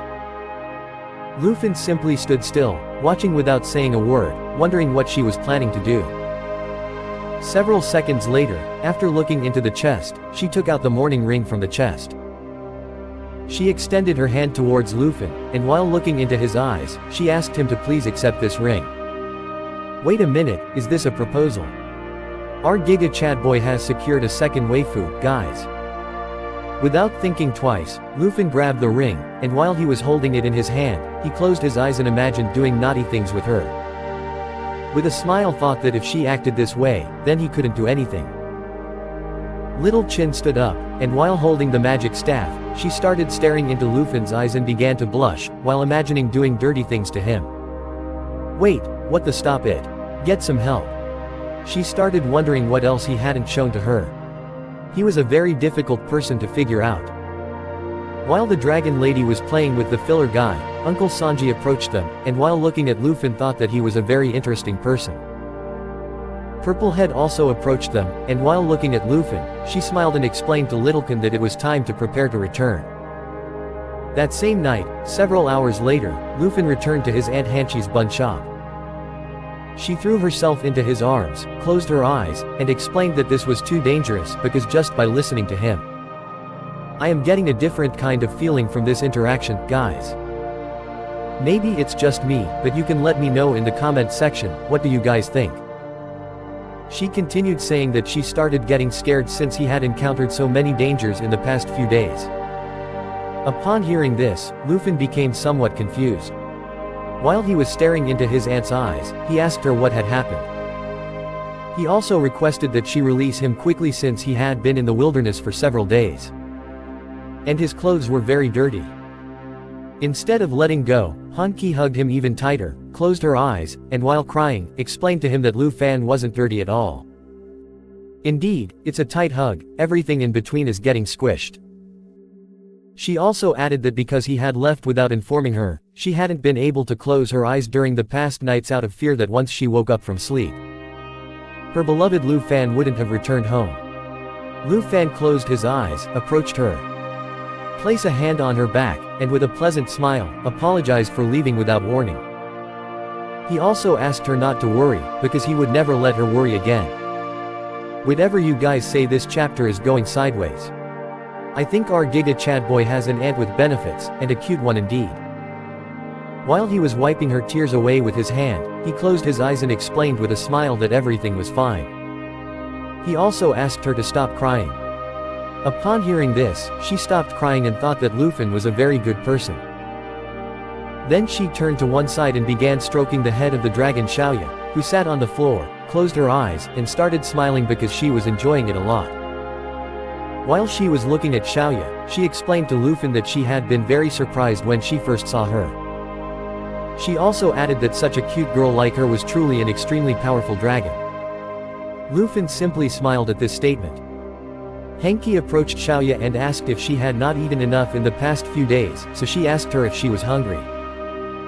Upon hearing this, Xiaoya began nodding to indicate that she was indeed hungry. While the two of them were talking, Lufin approached them holding the job transfer scroll in his hand, looked at his aunt.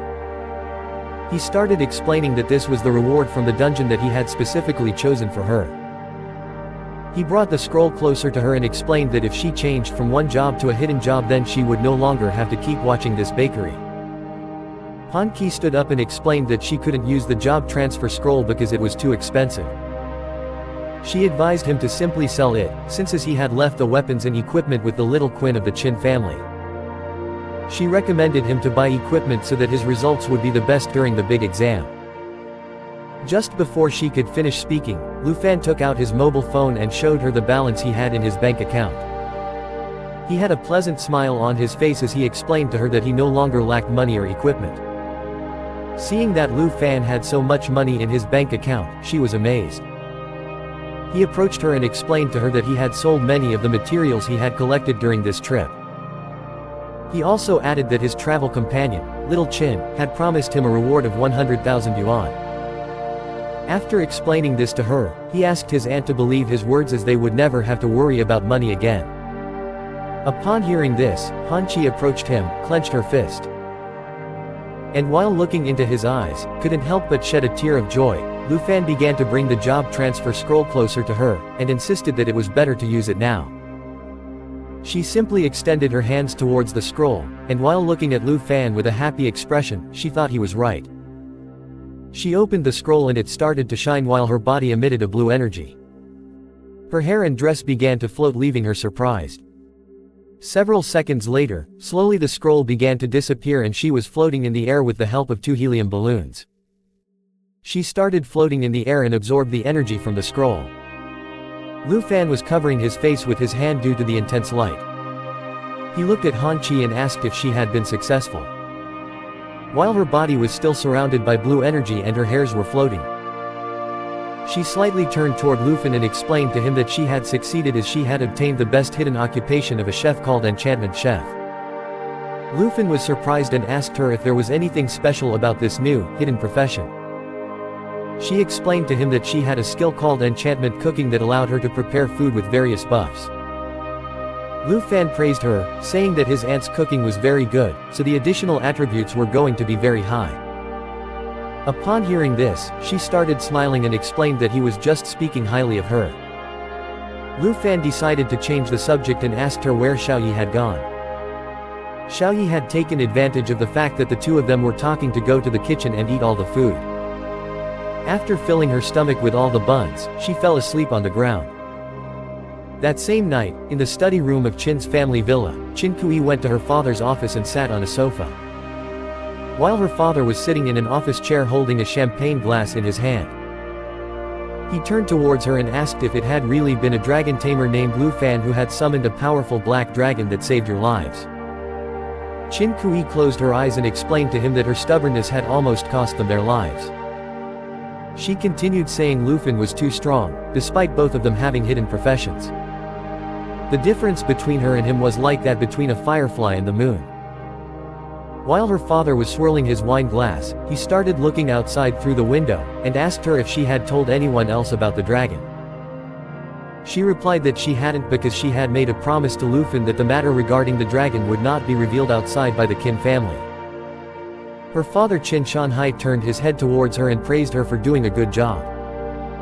He also asked her how many of those people who coveted the power of the dragons would remain calm once this information was leaked. Little Qin stood up, and while staring into her father's eyes, she clenched her fist tightly and begged him not to leak the information since Lu Fan had saved all their lives. She asked him if he had anything against Lu Fan's dragon. To her response, Qin Shanhai started laughing out loud. He asked his daughter if she believed that her father was that kind of person.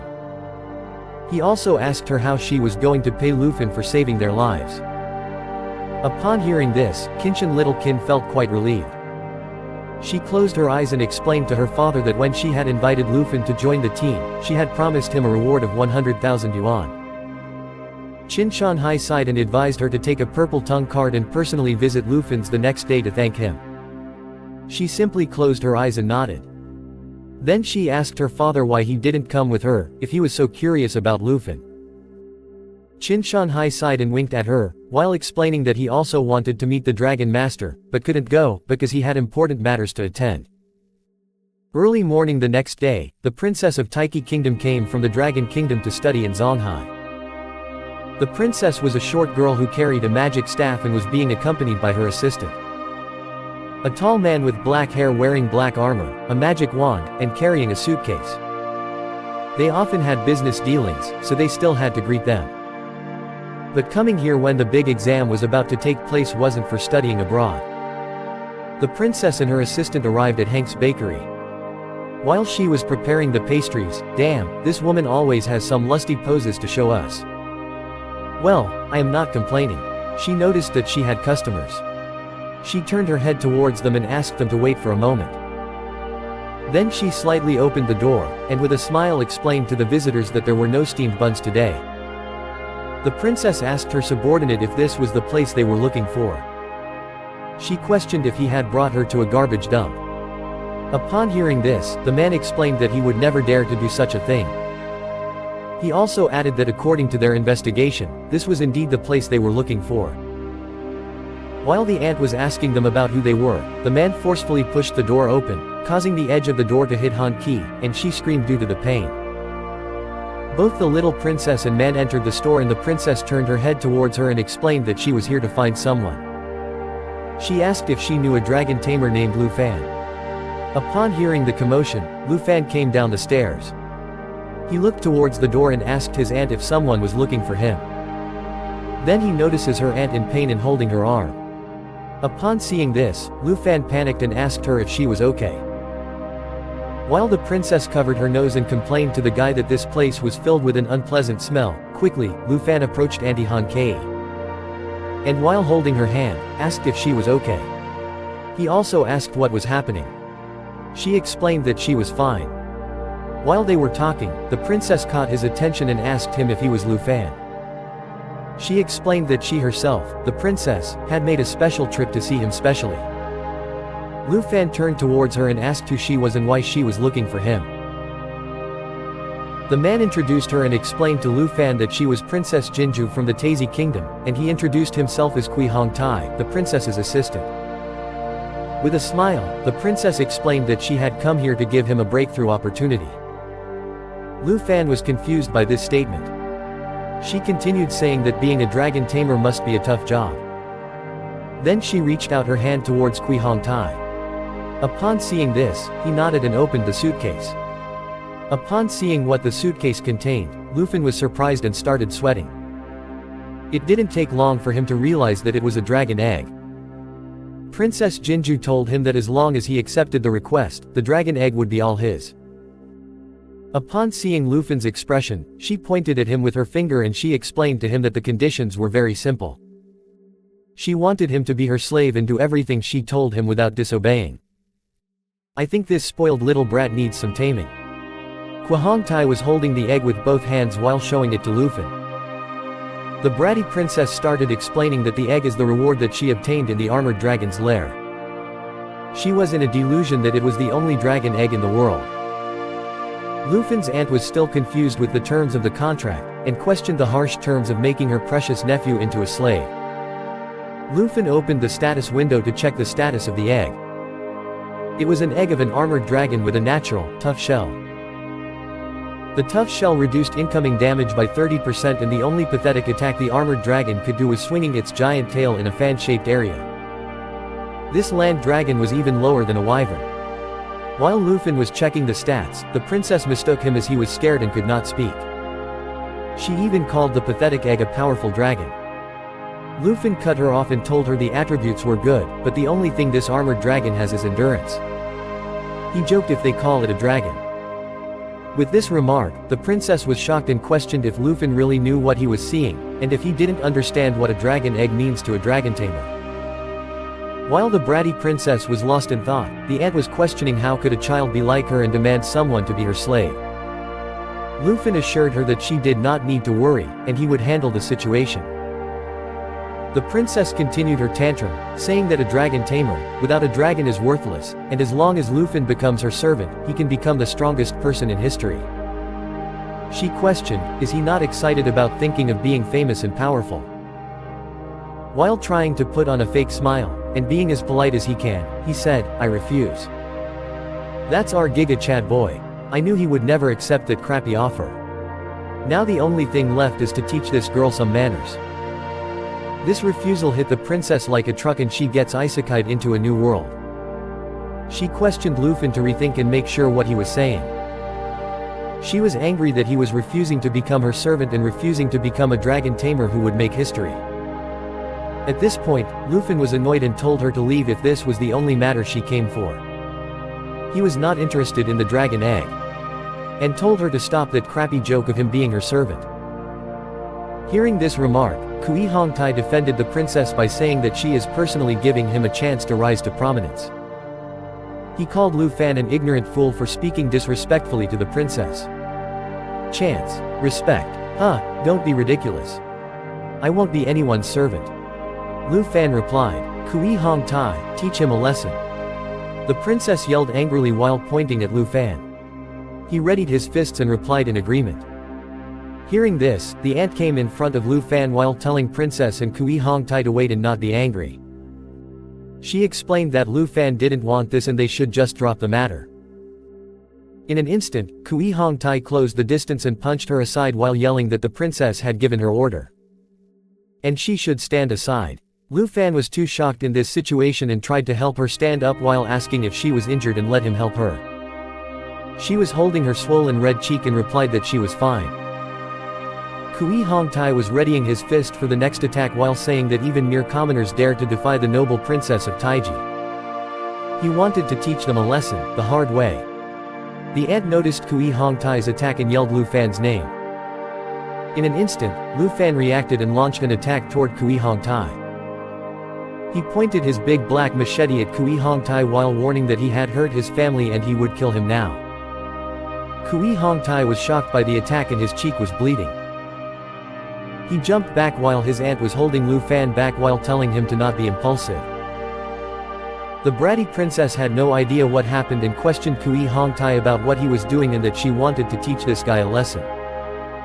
After tasting an attack from Lu Fan's big black machete, Kui Hongtai thought that there was something wrong with Lu Fan.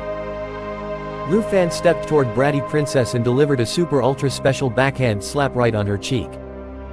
Well, this does not count as child abuse, does it? Well, they are not in America, so who knows? He told her that he did not care which country's princess she was. She should just shut her noisy mouth, take her trash, and leave his home. Watching the bratty princess getting slapped, Kui Hongtai attacked Lu Fan while yelling, how can he lay a hand on the princess? Lu Fan easily deflected his attack with the big black machete. And his spear wand got knocked out of his hand. Kui Hongtai then shifted his focus to the princess, who was holding her cheek while sitting on the ground. He asked her if she was okay. The princess then instantly passed on the super ultra special slap to Kui Hongtai, and called him trash while questioning him that does she look okay to him. She commanded him to kill Lu Fan, even if they can't find any other Dragon Tamer. She wanted him dead, he replied saying yes. The scene then shifted to Lu Fan's bedroom where his phone was ringing, and our waifu dragon Shiai was annoyed by it. The person calling him at this time was Little Chin. She thought it was strange that he did not answer the phone, and it surely was the number that Lu Fan had given her when they went back to the city. He thought she might have remembered it wrong. She was walking in the street while wondering about Lu Fan's house location. There was a blast from the nearby wall, and she was startled. Moments ago, Fan stood tall, but was swiftly obliterated by Quang Ti's devastating attack, sending him sliding backwards. Luan observed, horrified by the overwhelming power of Quang Ti's, fearing he had transformed into a monstrous force. Determined, Luan knew he would need to unleash the dragon inspiration and combine it with his claw to stand a chance against this formidable opponent. Meanwhile, standing beside Quang Ti's, the princess angrily demanded Fan's death, consumed by her fury. In response to the princess's command, Quang Ti's prepared to strike, pulling his staff free from the ground. However, before he could launch his attack, Waifu dragon Shiai leapt through a window and transformed into her majestic dragon form, stunning both the princess and Quang Ti's. They could only mutter in disbelief. It's a real dragon? The chapter opened with the princess chastising Quang Ti's for his perceived weakness and urging him to endure as she began casting a spell. Yet, in an instant, Shiai's roar echoed with such force that the princess was thrown back, her spell interrupted. Activating her own skill, Dragon Bloodline, Shiai reduced incoming damage by 50%, gained immunity to debuffs, and enhanced her self-healing by 500%. With fierce determination, the dragon slammed Quang Ti's to the ground, rendering him powerless and reduced to pleading for mercy. Being the noble dragon that she was, Shiai complied and hurled Quang Ti's towards the princess, his impact creating a crater upon landing on the road. As he lay there, Apologizing for his weakness, Shiai believed he should be apologizing to Ant and Lu Fan instead. Witnessing Quang Ti's pitiful state, the princess questioned if this was the true power of a real dragon. It dawned on her that other true dragons existed beyond the Jin family's feeble defensive lizards. Before she could recover from her shock, Lu Fan's voice called out to her, snapping her out of her thoughts. She watched as Lu Fan approached like a villain, gripping a large black machete in his right hand, daring her to strike him down in her fury. Startled, she took a step back and stumbled, falling in fear. "Stay away from me! You attacked my attendant, injured him, and humiliated me!" she screamed, tears streaming down her face. She warned Lu Fan of the consequences of his actions, branding him an enemy of the Taiki kingdom. To Lu Fan, it seemed like she was merely rambling, trying to play the victim like a typical Karen. Unfazed, he flexed his large black machete and asked if she thought she could scare him. Closing the distance between them, eyes burning with anger, he confronted the princess, accusing her of sending men to harm his family. "Don't think being some princess from the Taiki kingdom gives you immunity," Lu Fan declared coldly. "Even if you're a god, I'll make sure to repay you with interest." The princess trembled, realizing the gravity of her situation as Lu Fan raised his machete, poised to strike.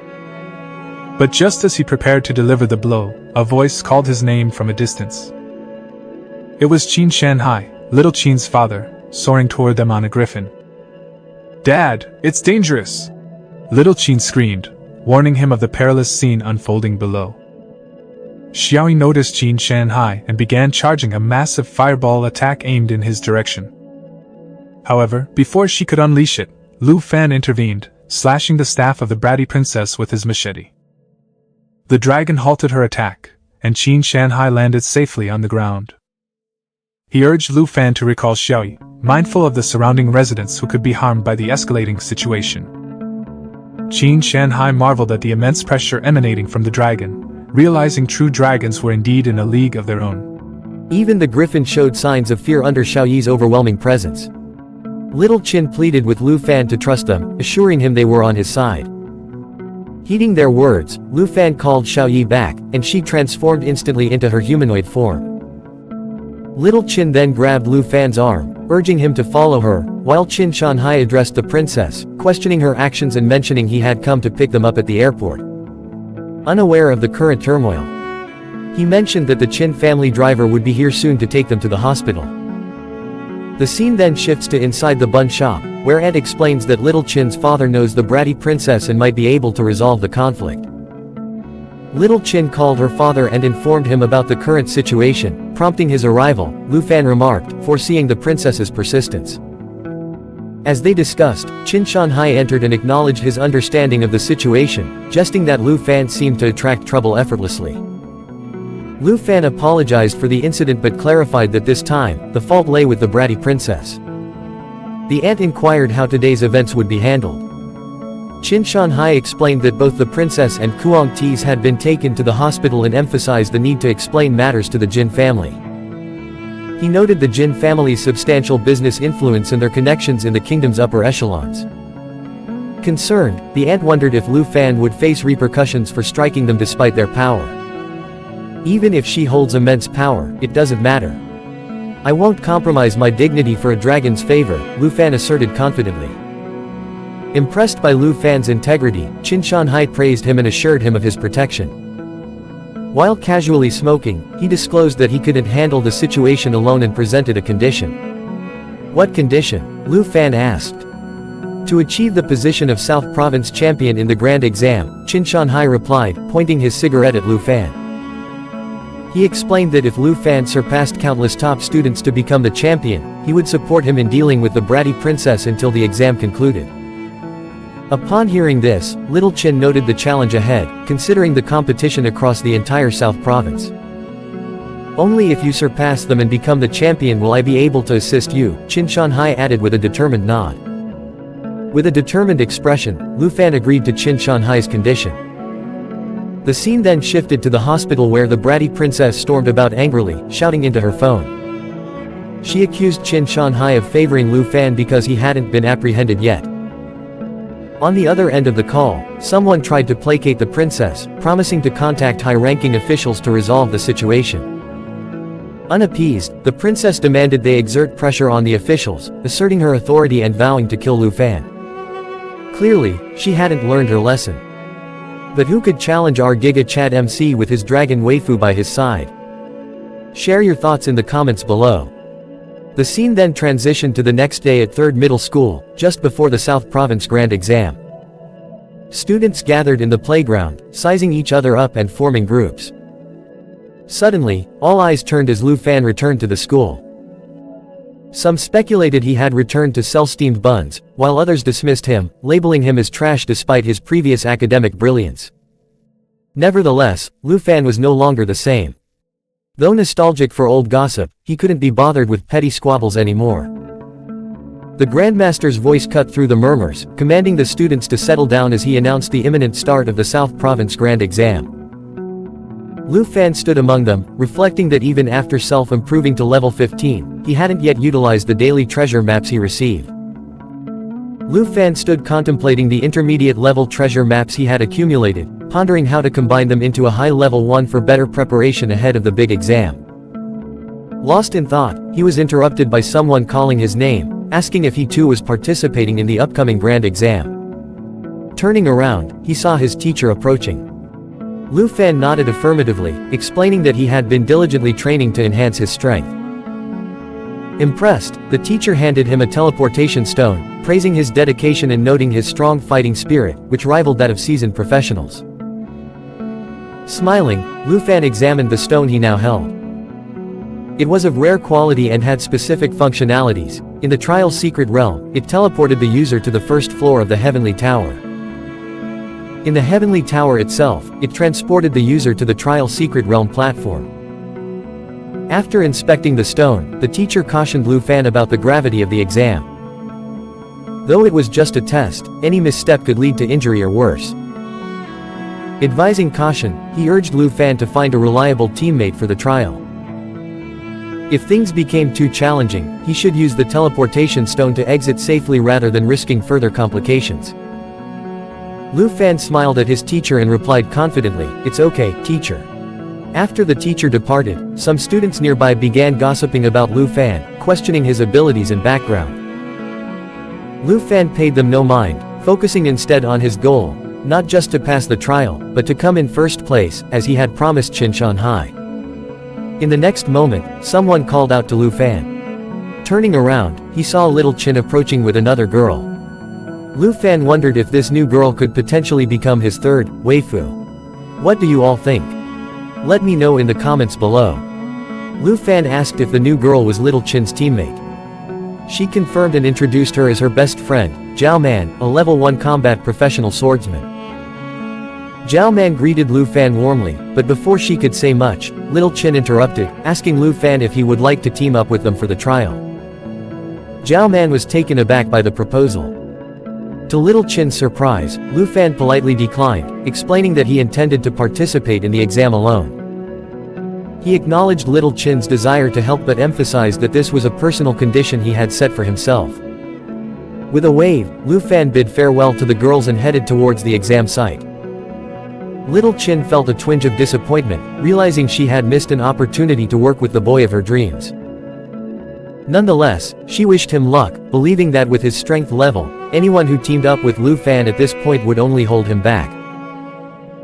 After Lu Fan left, Zhao Man questioned little Qin about why she invited someone from the weakest profession to team up with Lu Fan.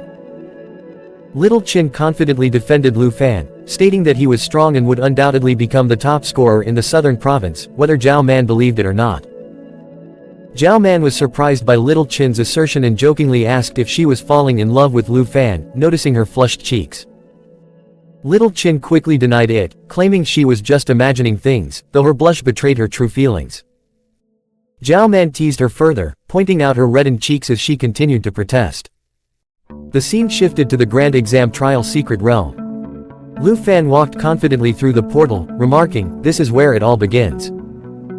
On a large screen, the principal announced the division of portals into 4 levels: normal, hard, fear, and nightmare. Each level corresponded to different challenges, with candidates entering the Heavenly Tower via the teleportation stone distributed by their teacher earlier. The normal level featured projections without fatal consequences, with a score multiplier of 0.9x.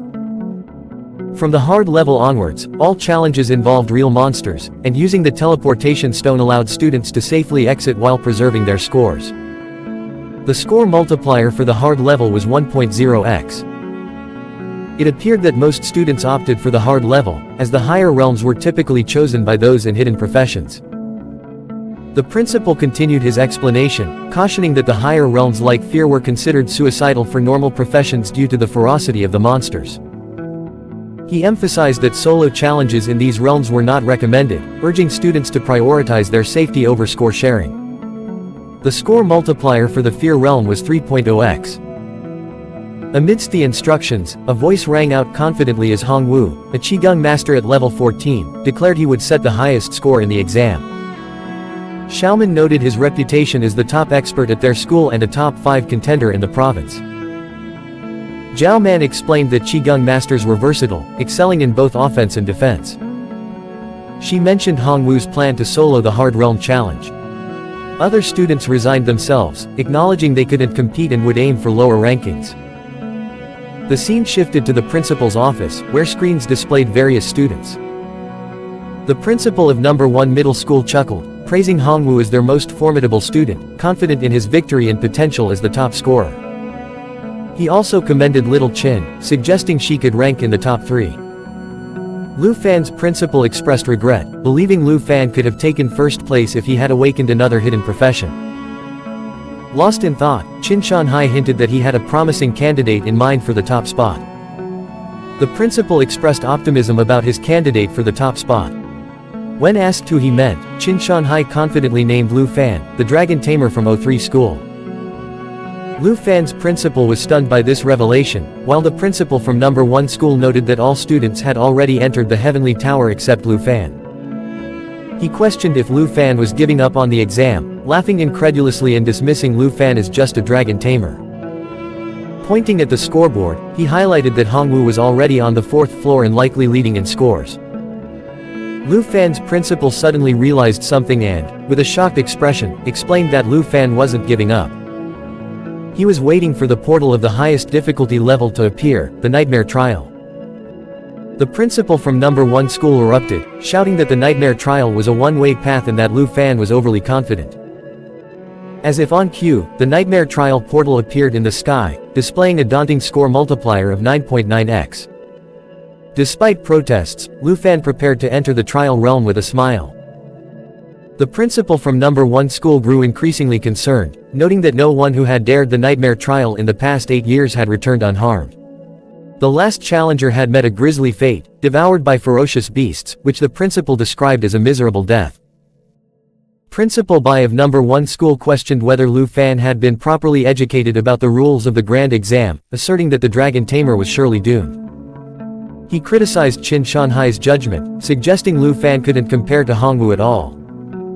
In response, Qin Shanhai winked, suggesting they focus on observing the Qigong master's performance instead. He urged patience, stating it was too early to draw conclusions and suggesting they observe a bit longer without making hasty deductions. Principal Bai pressed Qin Shanhai on why he trusted Lu Fan so much. As they debated, Lu Fan entered the first floor of the Nightmare Trial. Moments later, a paw emerged from the dense fog towards Lu Fan, followed by several pairs of glowing red eyes surrounding him. In an instant, he found himself encircled by monsters.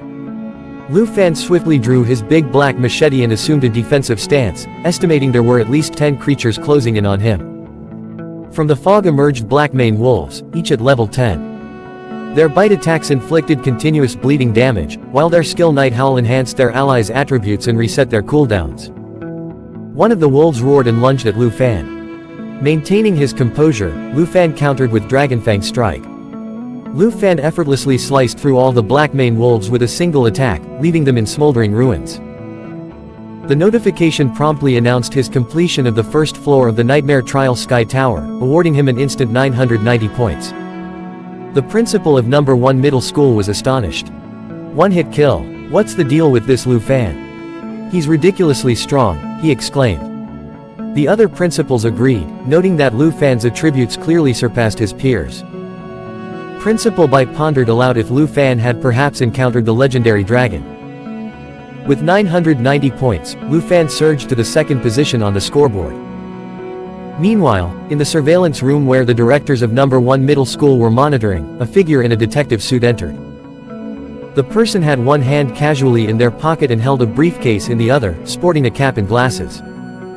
The directors found it hard to believe Lu Fan had dispatched the wolves with a single blow. The detective's abrupt entrance drew everyone's attention. Upon hearing his voice, Qin Shanhai turned alertly to face him.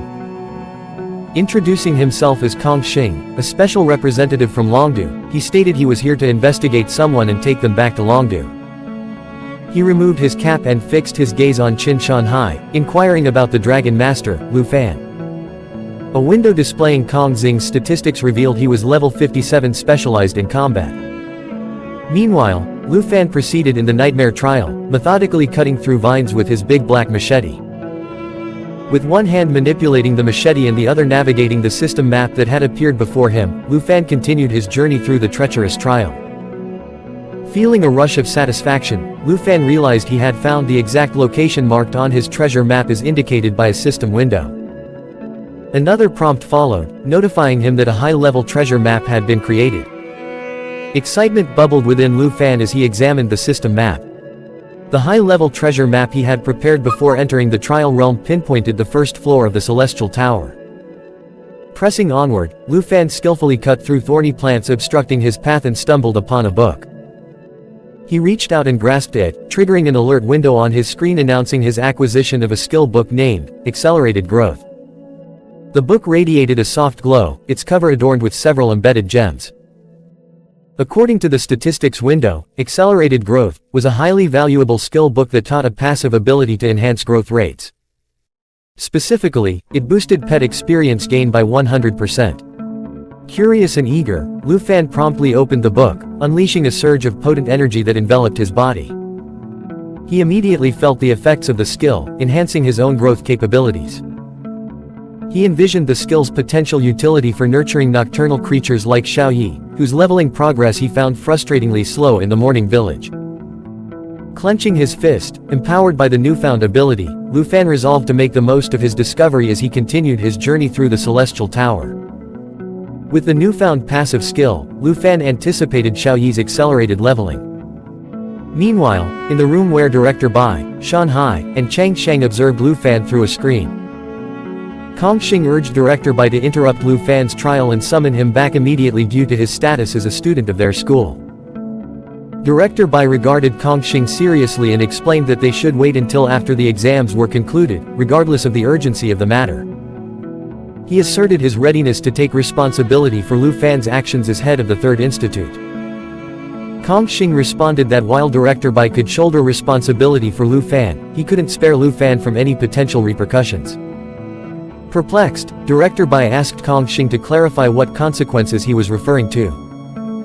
Shanhai intervened, stepping forward and gently urging Chang Sheng to reconsider due to their long-standing friendship.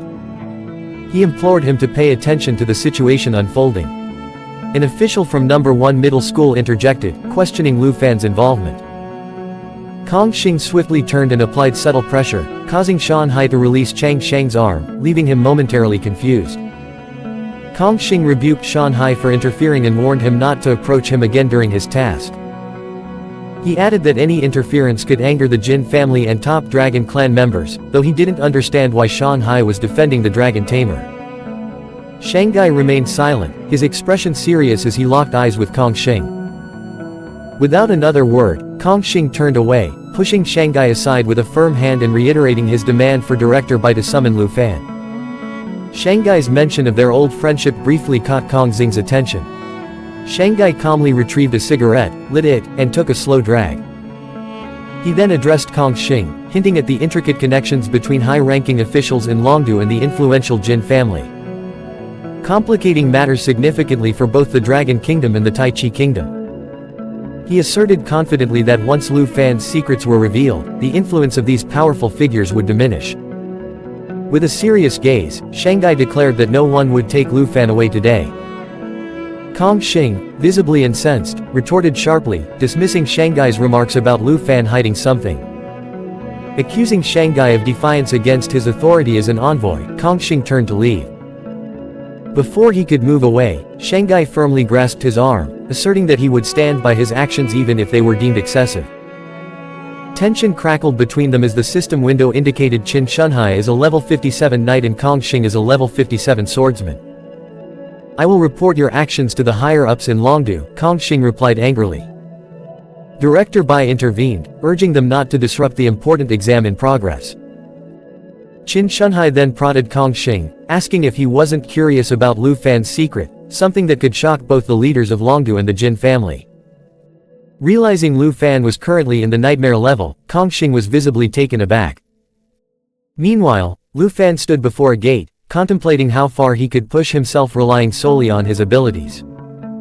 With the newly acquired passive skill, he decided it was time to summon Xiaoyi early to maximize their experience gain. As he summoned the dragon with a resounding call, both Director Bai and Kong Xing were stunned by its sudden appearance.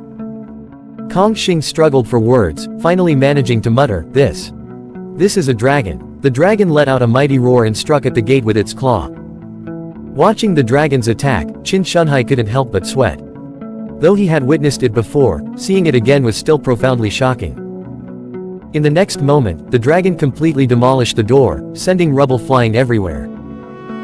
Turning to everyone in the room, Qin Shunhai asked pointedly if they now understood Lu Fan's secret, as everyone present was visibly affected by the dragon's appearance. Pointing towards the screen, Qin Shunhai declared that Lu Fan was the first Dragon Tamer in history to possess a real dragon.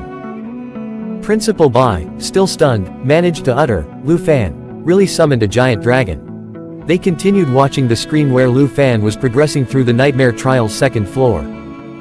His dragon unleashing torrents of flame that engulfed everything in sight. Massive flames roared around, and Lu Fan effortlessly dispatched giant plant monsters. In an instant, the notification announced that the second floor was cleared.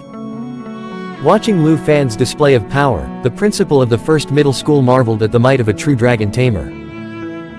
As they continued to watch in shock, the two men behind Qin Shunhai agreed, emphasizing that without the third transformation, no one would be able to compete with Lu Fan. They both expressed their terror at the thought of the dragon's potential after further leveling up, believing it could single-handedly devastate an entire country. The sheer power of the dragon left them speechless.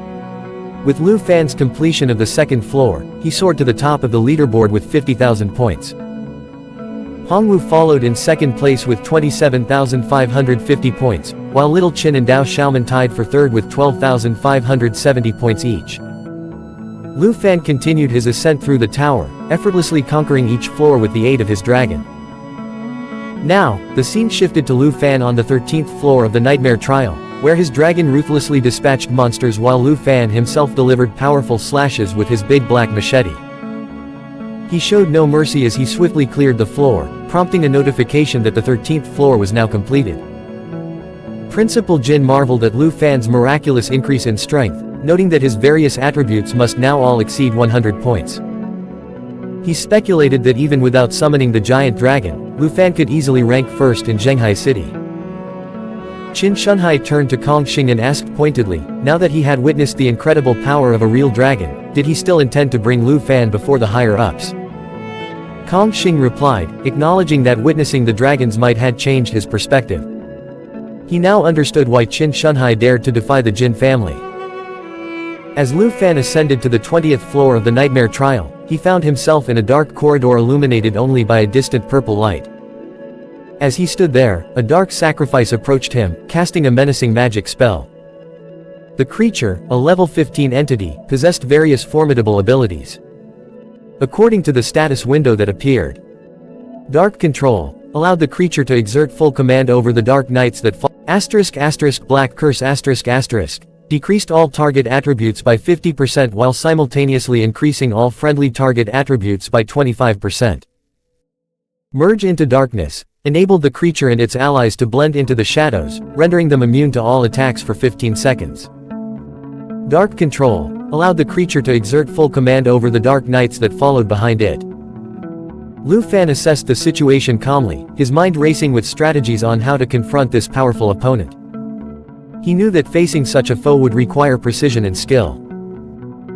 As Lu Fan stood victorious on the 20th floor of the Nightmare Trial, surrounded by the aftermath of the fiery devastation caused by Xiao Yi's lava blaze attack, he felt a surge of accomplishment. The entire floor lay in ruins, with enemies reduced to ash and the air thick with the remnants of magical flames. The notifications flooded in, updating him on the progress. Xiao Yi's lava blaze attack had cleared the 20th floor, earning Lu Fan additional points and experience. The Black Dragon's level had increased to 11 due to the bottle's intensity and the accelerated growth effect. Lu Fan himself had reached level 16, reflecting his growing strength and mastery. His score soared to an impressive 90,000 points, firmly securing his lead in the grand exam. With a satisfied smile, Lu Fan addressed Xiao Yi, his faithful dragon companion, affirming their partnership in conquering the Heavenly Tower together. The scene shifted dramatically to the 50th floor of the Fear Trial, where Hongwu's explosive prowess had just cleared the floor in a blaze of determination and power. His accomplishment echoed through a new notification, announcing the completion of this challenging level. Reflecting on the intense difficulty of this year's grand examination, Hongwu contemplated the fierce monsters, noting they should normally appear on much higher floors, around the 70th level. Despite the formidable challenges ahead, Hongwu remained resolute in his ambition to claim the top position in the Southern Province examination. He dismissed Qin Shanghai as his only significant competition due to her team status, which would split her points. In a display of confidence that bordered on arrogance, Hongwu laughed triumphantly, urging his principal to keep watching his stellar performance. He even suggested that preparations should begin for his admission to the top 10 academies, showcasing his unwavering self-assurance.